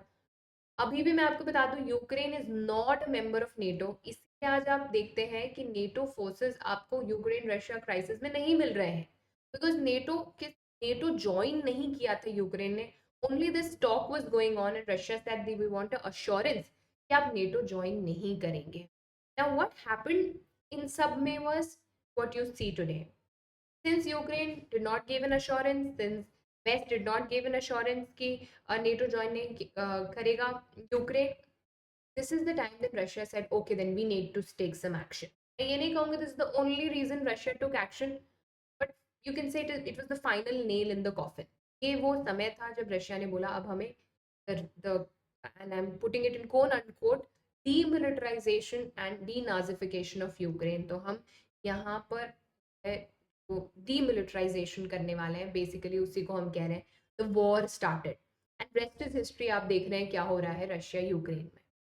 ना फॉर एग्जाम पर्सपेक्टिव आपको ना मिन्स्क अग्रीमेंट के बारे में पता होना चाहिए कि जब कभी इस सोल्यूशन के बारे में बात होती है कि रशिया यूक्रेन प्रॉब्लम का सोल्यूशन क्या हो सकता है, तो obviously sometime it has to end, कुछ तो इसका एंड होना ही है। अनफॉर्चुनेटली जब तक होगा there would be a lot of destruction. But इसमें न्यूज़ में एक बात बहुत आ रही थी दैट इज मिन्स्क अग्रीमेंट। तो ये बेसिकली है क्या? देखिए दो अग्रीमेंट्स साइन हुए थे, मिन्स्क राउंड 1 जो कि 2014 में हुए थे और राउंड 2 जो कि 2015 में हुए थे। बेसिकली ये डी एस्केलेशन के लिए you can she cease fire के लिए अग्रीमेंट साइन हुए थे और इसमें बोला गया था that Russia and Ukraine will come together, will cooperate, will not engage in military conflicts et cetera et cetera. तो अब हम इसको इवोक कर सकते हैं, the next can be this that Minsk two can be evoked to kind of settle the problem between Russia and Ukraine. तो please exam perspective से ये भी याद रखिएगा, ये सीज फायर अग्रीमेंट्स थे एक तरीके के, एक सोल्यूशन अग्रीमेंट थे बिटवीन रशिया एंड यूक्रेन। तो मिन्स्क 2 को इवोक किया जाना चाहिए, थर्ड राउंड ऑफ मिन्स्क लेकर आना पड़ेगा, this you need to remember. Now see, since we are talking about the Russia Ukraine conflict, कुछ टॉपिक्स ऐसे हैं जिससे आपसे डेफिनेटली सवाल पूछे जा सकते हैं and one of them is NATO. Now what is NATO? North Atlantic Treaty Organization. देखिए जब कोल्ड वॉर चल रहा था, द आइडिया वाज सिंपल, दोनों ही साइड्स, फिर चाहे वो यूएसए हो या फिर यूएसएसआर हो, अपना इन्फ्लुएंस बढ़ाने में लगी थी and one of the ways through which ये करा जा रहा था was थ्रू पैक्ट्स। और उसमें एक पैक्ट आया 1949 में, NATO, North Atlantic Treaty Organization. Basically ये एक इंटर गवर्नमेंटल मिलिट्री अलायंस है जिसमें 28 यूरोपियन और 2 नॉर्थ अमेरिकन कंट्रीज हैं। This is very important. Can you see there are 28 European nations, this is where the Russia anxiety comes from, जिसका headquarter Brussels में Belgium में है by the way, which is a European nation. तो देखिए NATO किस में believe करता है? नेटो बिलीव करता है कलेक्टिव सिक्योरिटी पे। कलेक्टिव सिक्योरिटी का क्या मतलब? फर्ज करिए ए बी सी डी चारों नेटो का पार्ट है, तो अगर इनमें से किसी भी एक कंट्री पे अटैक किया जाएगा, the other countries will assume that it is a attack on all of them. So if the attack is on A, B, C, D will react as if it is an attack on all of them. और इसी को बोला जाता है collective security. तो attack on any one of the members will be considered as an attack on all and accordingly respond किया जाएगा। अगर आज यूक्रेन नेटो का पार्ट होता तो नेटो मेंबर्स को इसमें पार्टिसिपेट करना पड़ता, but for our better good और फॉर देयर बेटर गुड और whatever, Ukraine is still not a part of NATO. Now you also need to understand कि नेटो खत्म नहीं हो गया कोल्ड वॉर के खत्म होने के बाद, तो okay cold war is over, now let's stop whatever NATO did, ऐसा नहीं है। अगर आप देखें तो नेटो की मेंबरशिप बढ़ी है, originally it was 12, today it is 30। तो नेटो का एक्सपेंशन डेफिनेटली हुआ है और यही रशिया की प्रॉब्लम है कि नेटो का एक्सपेंशन क्यों हो रहा है, नहीं होना चाहिए, स्पेसिफिकली रशियन नेबर्स के अराउंड। तो remember these facts about NATO also, कई बार इंटरलिंगेज में इस तरीके के क्वेश्चंस आपसे पूछ लेते हैं। नेक्स्ट, लोकेशंस में आपको ब्लैक सी के बारे में 100% पता होना चाहिए, because it is one of दो स्ट्रैटेजिक लोकेशंस जो रशिया यूक्रेन कॉन्फ्लिक्ट में बहुत बहुत इंपॉर्टेंट है। Now take a look at this map, आप ब्लैक सी देख सकते हैं। अब मैं आपको कुछ बातें बताऊंगी ब्लैक सी के बारे में जो आपको याद रखनी है, वेरी इंपॉर्टेंट। सबसे पहले बॉर्डर किससे शेयर करते हैं? Okay, Bulgaria, Ukraine, Russia, Germany, Turkey. Bulgaria, Ukraine, Russia, Georgia, Turkey and Romania. So BURGT mnemonic से आप इसको याद रख सकते हैं।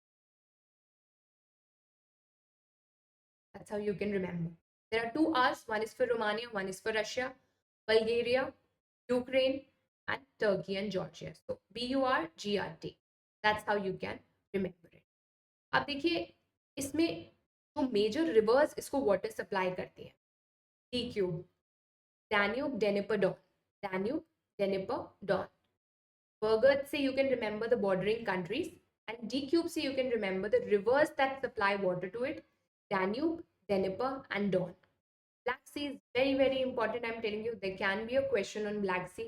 पहले भी पूछा जा चुका है Black Sea पे question. Start by understanding कौन कौन सी countries border share करती हैं, and then understand the rivers that flow here. D-Cube, Danube, Dnieper and Don. I'll also show you the map. This is the Black Sea. हाँ, इसमें कुछ important straits भी हम लोग को देख लेना है।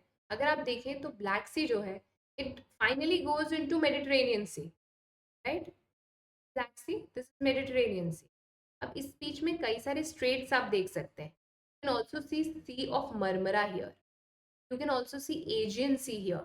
So Black Sea coming from here, Sea of Marmara, Aegean Sea and going into Mediterranean. ये वाली लोकेशंस प्लीज याद रखिएगा, इंपॉर्टेंट है. तो as I said finally drain कहाँ करती है याद रखना, Mediterranean Sea. Now why are the Turkish straits and the Aegean Sea? What are Turkish straits?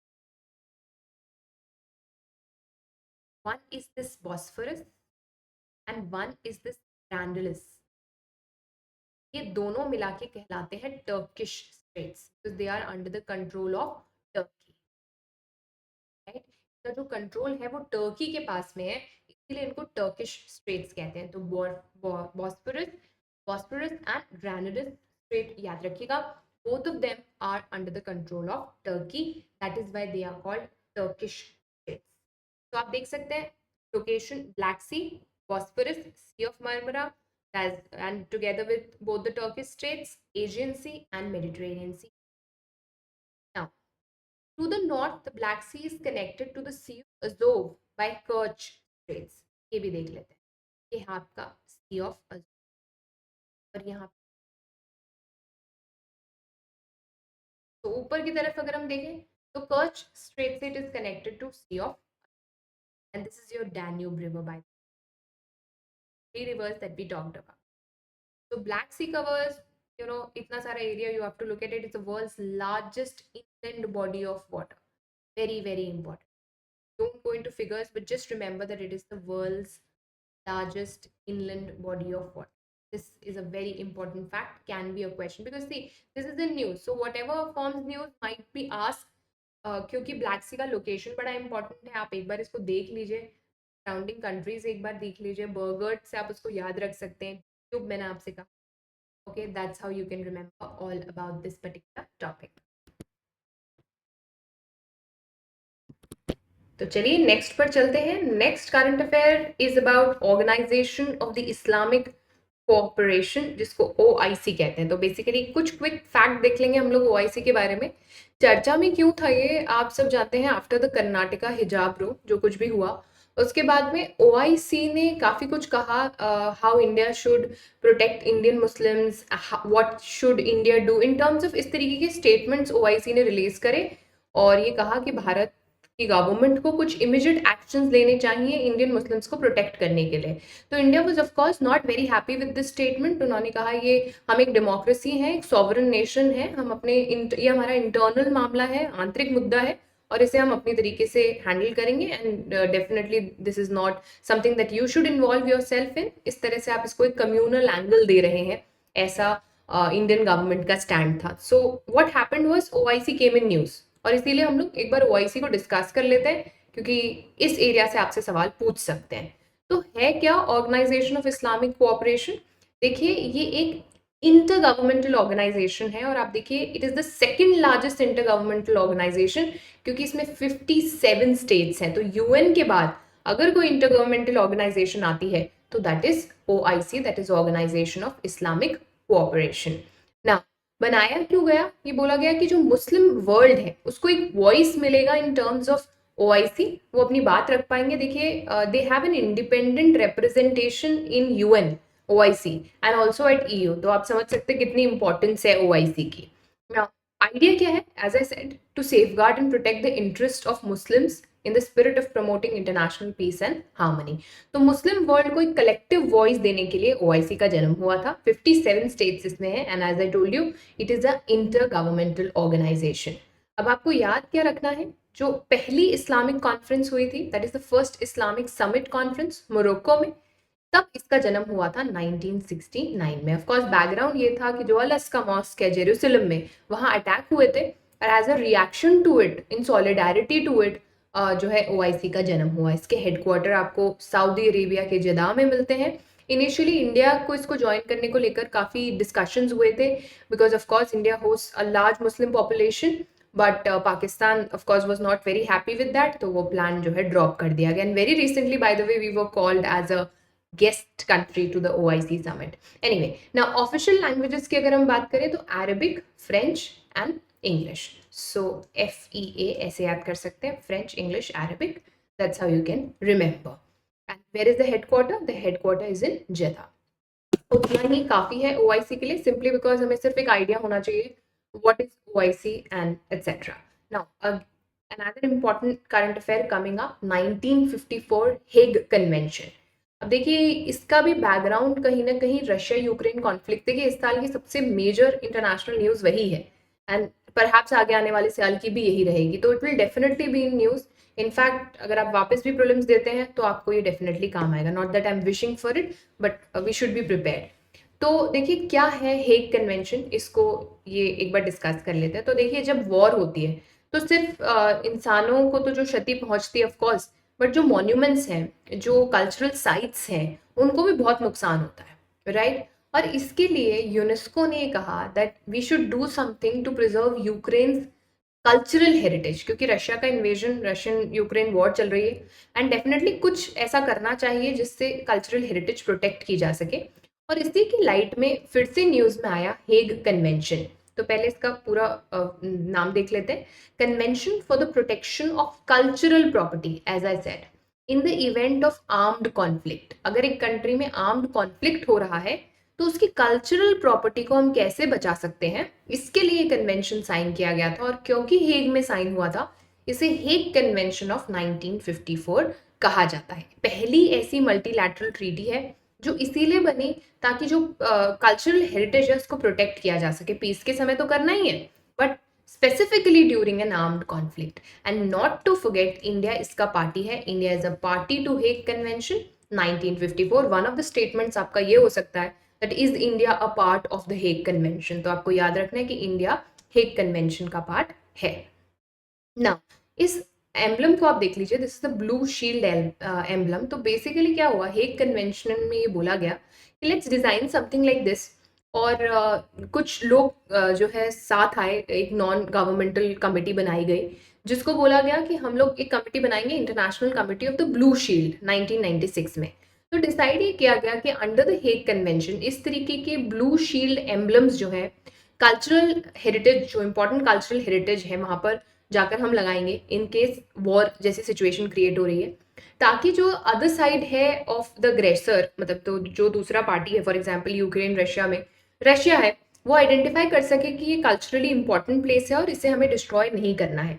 तो बहुत ही बिनाइन इंटेंशन से, काइंड इंटेंशन से ये किया गया, बट इसका बहुत बुरा रेपरकशन भी हुआ, क्योंकि उस माइंडसेट में जब वॉर की माइंडसेट चल रही है और आप एक ब्लू एम्बलम लगा रहे हैं और आप कह रहे हैं कि ये कल्चरली इंपॉर्टेंट है, इट शुड बी प्रोटेक्टेड, तो अग्रेसर के दिमाग में आ सकता है कि फिर तो मैं इसको तोड़ूंगा ही तोड़ूंगा। That's how human psychology works. तो इस तरीके की घटनाएं भी देखने को मिली।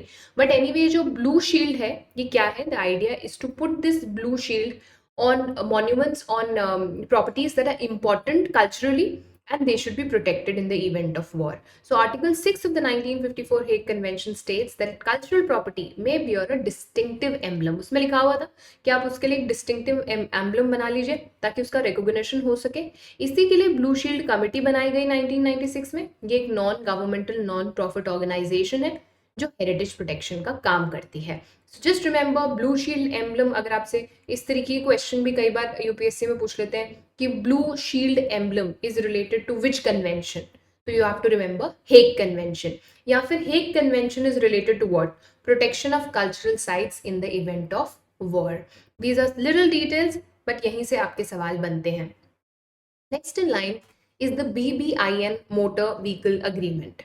तो ये भी काफी समय से चर्चा में रहा है और इस बार फिर से चर्चा में आया है। BBIN में B is for Bangladesh, next B is for Bhutan, I is for India and N is for Nepal. So Bangladesh, Bhutan, India and Nepal. अभी क्या है मोटर व्हीकल अग्रीमेंट, इसको देख लेते हैं।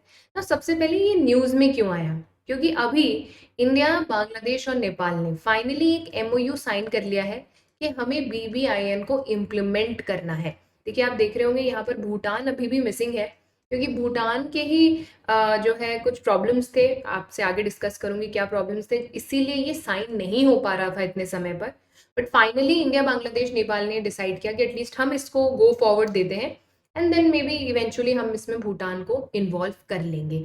तो है क्या ये, जैसे कि आपको नाम से समझ में आ रहा है, मोटर व्हीकल अग्रीमेंट। तो इन चार देशों के बीच, that is Bangladesh, Bhutan, India and Nepal, okay, इनके बीच कैसे व्हीकल्स का मूवमेंट जो है बहुत ज़्यादा इजीली हो सके, that is for passenger use, for personal use, for cargo use, इसको लेकर BBIN साइन किया। ऑफकोर्स इसके बहुत बड़े फायदे होंगे, ट्रेड बहुत इंक्रीज होगा, टूरिज्म को बहुत बूस्ट मिलेगा, तो बेसिकली बहुत ज्यादा कनेक्टिविटी इस एरिया में डेवलप होने वाली है after the motor vehicle agreement. देखिए इनिशियली इसको सार्क में ले जाया गया था, but Pakistan of course was not very happy with it, तो then it was decided that it would be a BBIN project and initially Bhutan में इनफैक्ट टिम्फू में ये साइन किया गया था, आप देख सकते हैं। But later what happened was BBIN को भूटान की पार्लियामेंट से सैंक्शन नहीं मिला, तो पार्लियामेंट वहाँ की नहीं मानी। देखिए भूटान अपने इन्वायरमेंट को बहुत ज़्यादा जो है प्रोटेक्ट करता है, बहुत ज़्यादा मेंटेन रखता है, हम सब जानते हैं कार्बन एमिशंस वहाँ बिल्कुल नहीं है।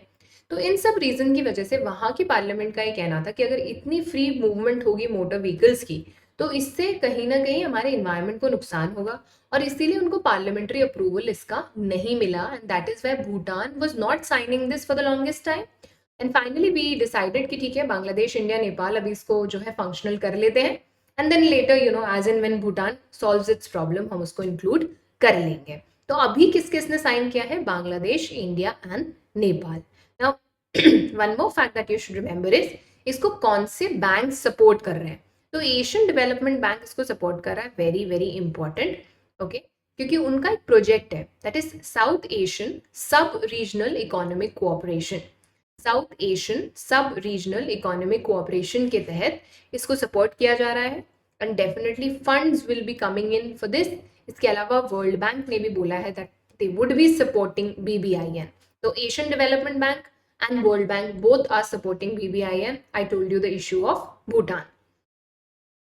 Another important current affairs जिसका बहुत ज़्यादा relevance है to the Russia-Ukraine conflict, right? इसको एक बार देख लेते हैं. That is the SWIFT messaging system. Now, what is the SWIFT messaging system and how does this function? Let's talk about it. Just give me a second.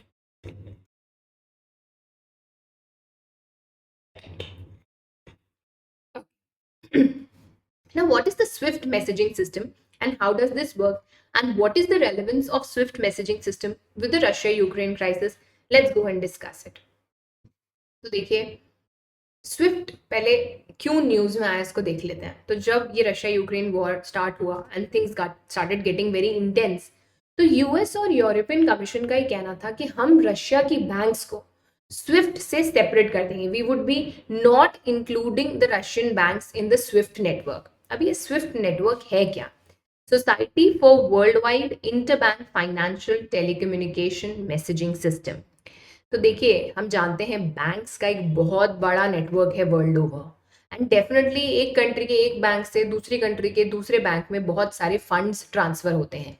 तो पहले तो अपने दिमाग से ये एक बात क्लियर कर लीजिए कि स्विफ्ट के थ्रू फंड्स का ट्रांसफर नहीं होता, उसके लिए बहुत सारे मैकेनिज्म्स हैं। आपने देखा you have the visa system, master card system, तो बहुत सारे तरीके हैं जिससे फंड्स ट्रांसफर होते हैं। स्विफ्ट का काम फंड ट्रांसफर करना नहीं है।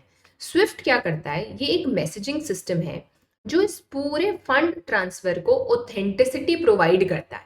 तो जितने भी फाइनेंशियल इंस्टीट्यूशंस हैं और बैंक्स हैं जो इससे जुड़ी हुई हैं, उनको ये मैसेज देता है, इंस्ट्रक्शन मैसेजेस देता है कि कौन से बैंक में फंड ट्रांसफर हो रहा है, और इस पूरे सिस्टम को सीमलेस बनाने के लिए इसमें ऑथेंटिसिटी लाता है।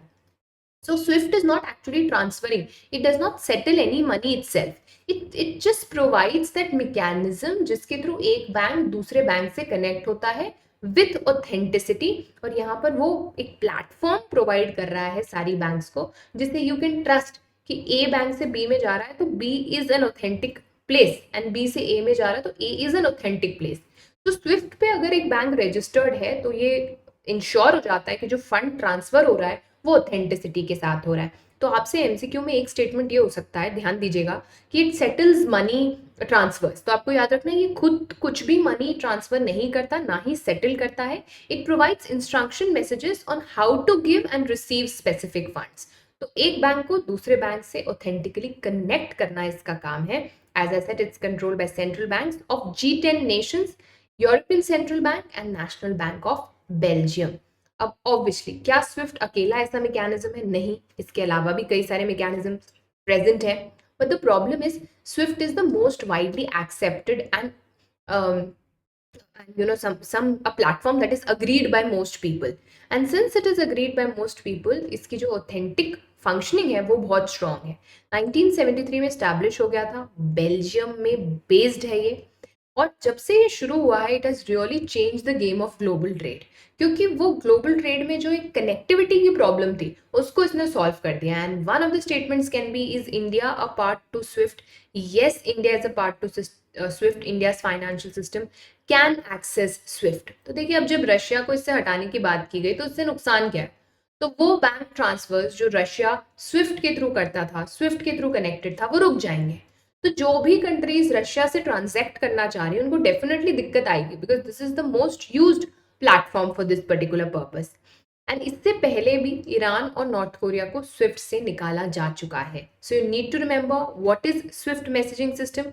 आपको पता होना चाहिए what is the full form. World wide interbank financial telecommunication society for world wide interbank, as I said, financial telecommunication. Must remember, कोई भी मनी सेटलमेंट नहीं होता यहाँ पर, मैसेजेस एक्सचेंज होते हैं कि कैसे फंड आएगा, how would the specific funds be received, and it provides the entire system a lot of authenticity.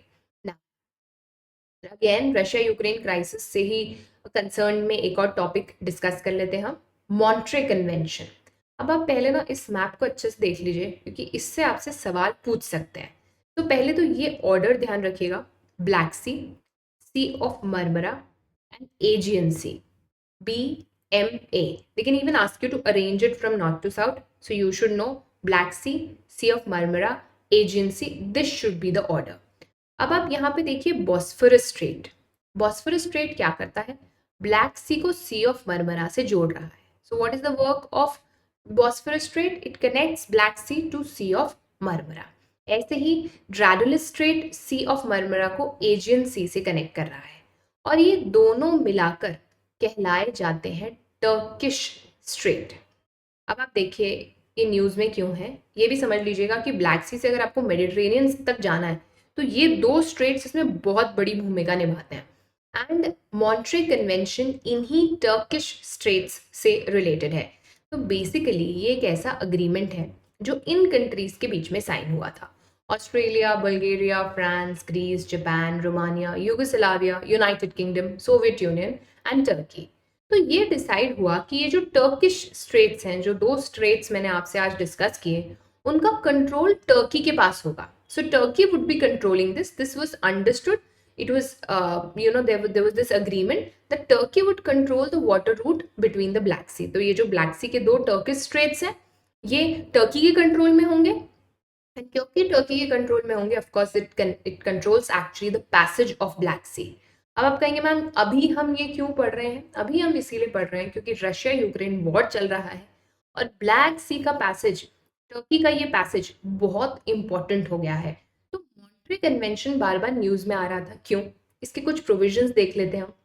तो मॉन्ट्रे कन्वेंशन ये कहता है अगर it says that there would be complete freedom of passage for all civilian vessels. अगर peace time है, यानी war नहीं चल रही है, राइट?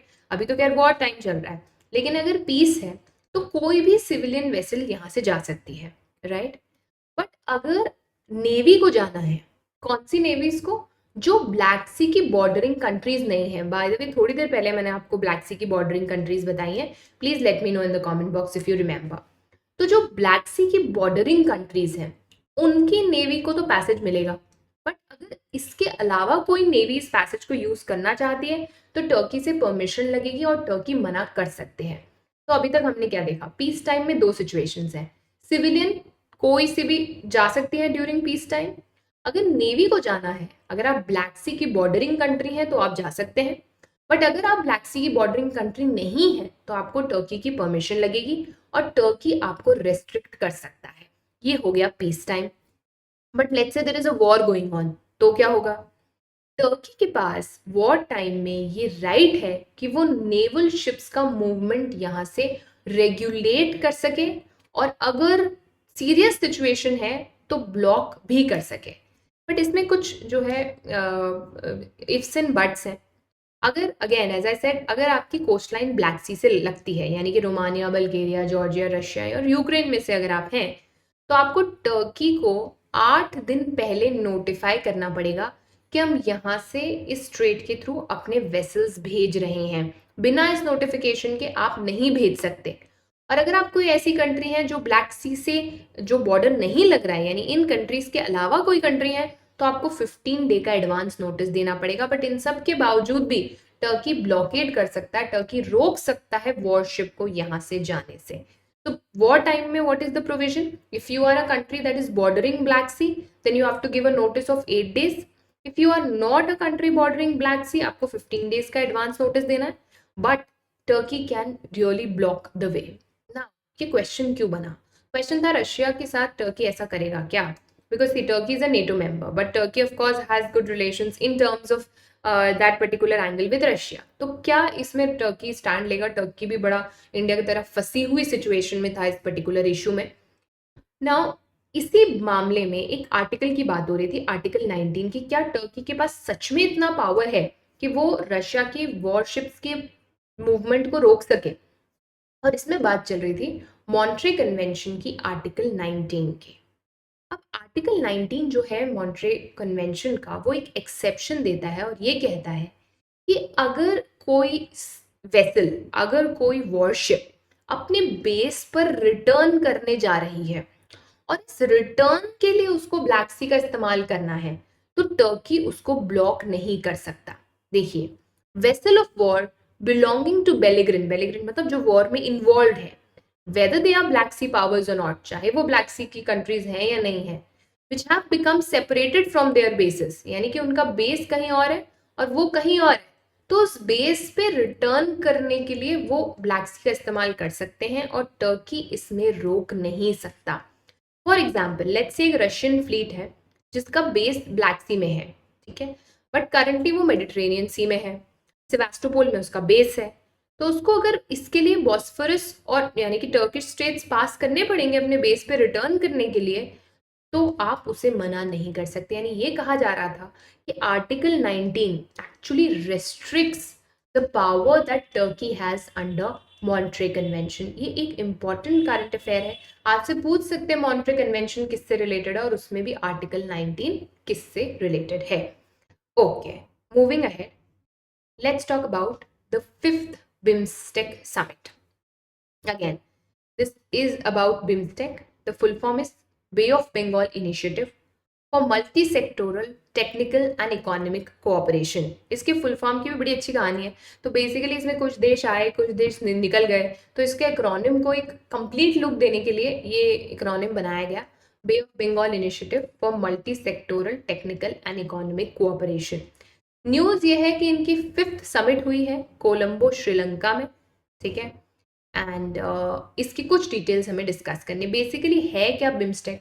तो हम देख रहे थे कि सार्क काफ़ी समय से due to various reasons was not performing as good as it should. Of course, में से सबसे बड़ा रीजन था इंडिया पाकिस्तान कॉन्फ्लिक्ट, जिसकी वजह से कई बार मीटिंग्स नहीं हो पाती थी तो आगे डिसीजंस नहीं हो पा रहे थे। इसीलिए ऐसा आप कह सकते हैं कि as an alternative to SAARC BIMSTEC को देखा जा रहा है। तो it is a regional organisation definitely, जिसमें 7 मेंबर हैं। 5 आपको साउथ एशिया में से मिलेंगे और 2 साउथ ईस्ट एशिया में से मिलेंगे। आप देख लीजिए, India, then you have Bhutan, Bangladesh, you have Nepal, Sri Lanka. So you can look at it map की तरह से। लुक एट इंडिया, ऊपर देखिए भूटान और नेपाल हमने इंक्लूड कर लिए 3, then you look at Bangladesh, हमने इंक्लूड कर लिया 4, हमने श्रीलंका नीचे से ले लिया 5, और 2 हमने साउथ ईस्ट एशिया से ले लिए, म्यांमार एंड थाईलैंड। एक गलती जो लोग करते हैं, इसमें मालदीव सोच लेते हैं, मालदीव इसमें नहीं है, इसमें म्यांमार है, ये याद रखिएगा। तो जून 1997 में ये बना after the Bangkok declaration, right. And it is very important to understand कि इसके पास दुनिया की 21.7% वर्ल्ड पॉपुलेशन है, shows you the importance of BIMSTEC basically, right. Combined GDP of 3.8 trillion, and increasingly ये देखा जा रहा है कि perhaps BIMSTEC can be a solution to the inefficient working of SAARC, or can be actually an alternative to SAARC. By the way, where is the secretariat of BIMSTEC? It is in Dhaka. If there is a question on that, where is the secretariat of BIMSTEC? It is in Dhaka. Please remember that. Okay. Now, इस summit में क्या decide हुआ? तो देखिए, BIMSTEC बना तो लिया गया था, बट ऑफन इसकी मीटिंग्स रेगुलर नहीं हो रही थी, specifically after the covid pandemic और ज़्यादा ढिलाई हो गई। तो कुछ बड़े डेवलपमेंट्स हुए हैं, उसमें सबसे पहले बिम्स्टेक चार्टर को साइन किया गया है और इसमें ये डिसाइड किया गया कि the members are expected to meet once every 2 years. So once every 2 years members will meet.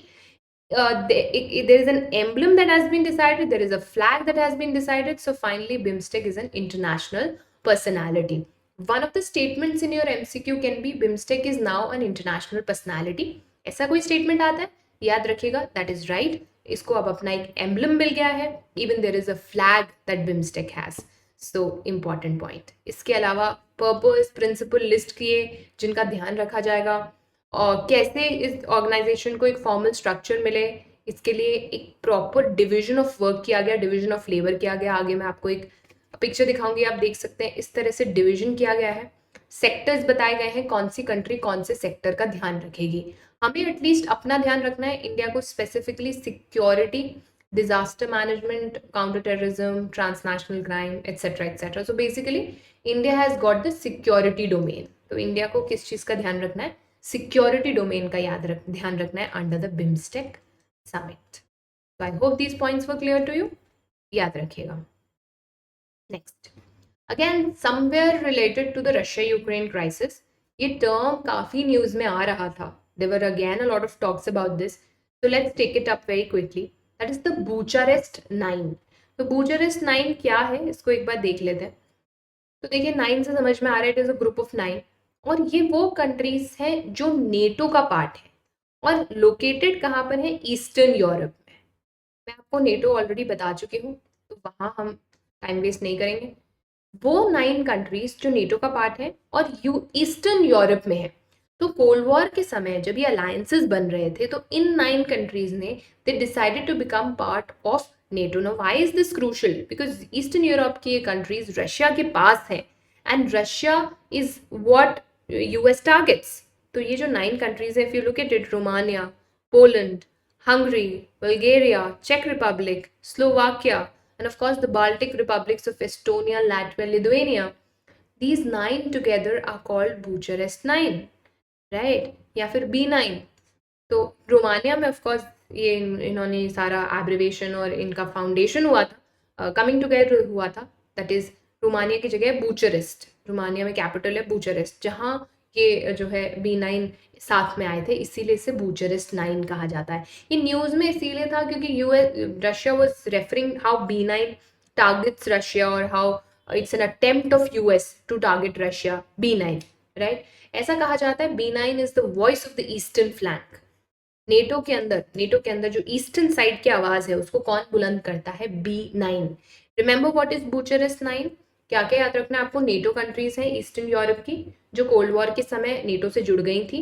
Romania, Poland, Hungary, Bulgaria, चेक Republic, Slovakia and Estonia, Latvia, Lithuania. They can also ask you about this term voice of the eastern flank, so please remember that. Now क्या है B9? तो B9 का ये कहना है कि जो नेटो कंट्रीज आसपास की हैं, they should come together, they should be more dialogue, they should be more consultation, ताकि हम लोग साथ आ सकें. नाउ इम्पॉर्टेंट थिंग इज, एक समय पे ये सोवियत यूनियन के बहुत क्लोज थी, but later they adopted democracy and shifted to US, shifted to being more close to US. आप देख रहे हैं किस तरीके से Russian sides of insecurities develop हुई हैं इस एरिया में. तो जितने भी मेंबर कंट्रीज हैं B9 की, याद रखिएगा वो नेटो का पार्ट है.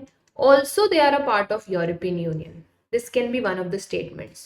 All members of Bucharest 9 are a part of European Union as well as NATO. अभी ये क्यों critical हुई है? क्योंकि they are protesting. They were very critical of what Russia did right now. इससे पहले भी जब डॉनबास रीजन में रशिया ने क्रीमिया को अनेक्स किया था और डॉनबास रीजन में सपोर्ट किया था, इन दोनों ही समय पर B9 ने रशिया को क्रिटिसाइज किया था. So due to this entire thing, B9 was in news. Now please understand, B9 को आप 3 C's initiative से कंफ्यूज मत करना. ये आप गलती करेंगे, यहाँ पर आप थोड़ा ध्यान दीजिएगा. B9 should not be confused with 3 C's initiative.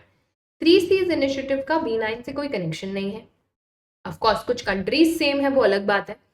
ये एक एफर्ट है, 3 C's इनिशिएटिव यूरोप का एक एफर्ट है ताकि ज़्यादा से ज़्यादा कनेक्टिविटी हो इन 3 C's के कंट्रीज के बीच में.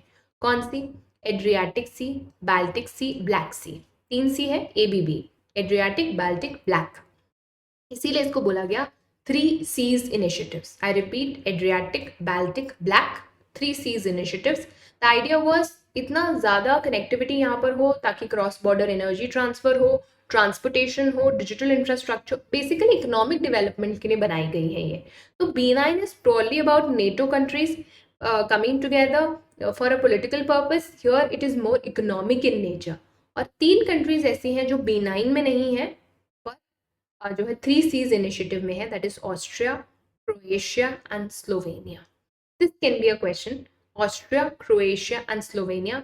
Don't confuse B9 with 3 Cs initiatives. ये इनिशिएटिव ये दोनों अलग अलग चीजें हैं. So just remember 3 countries also: Austria, Croatia and Slovenia. Okay.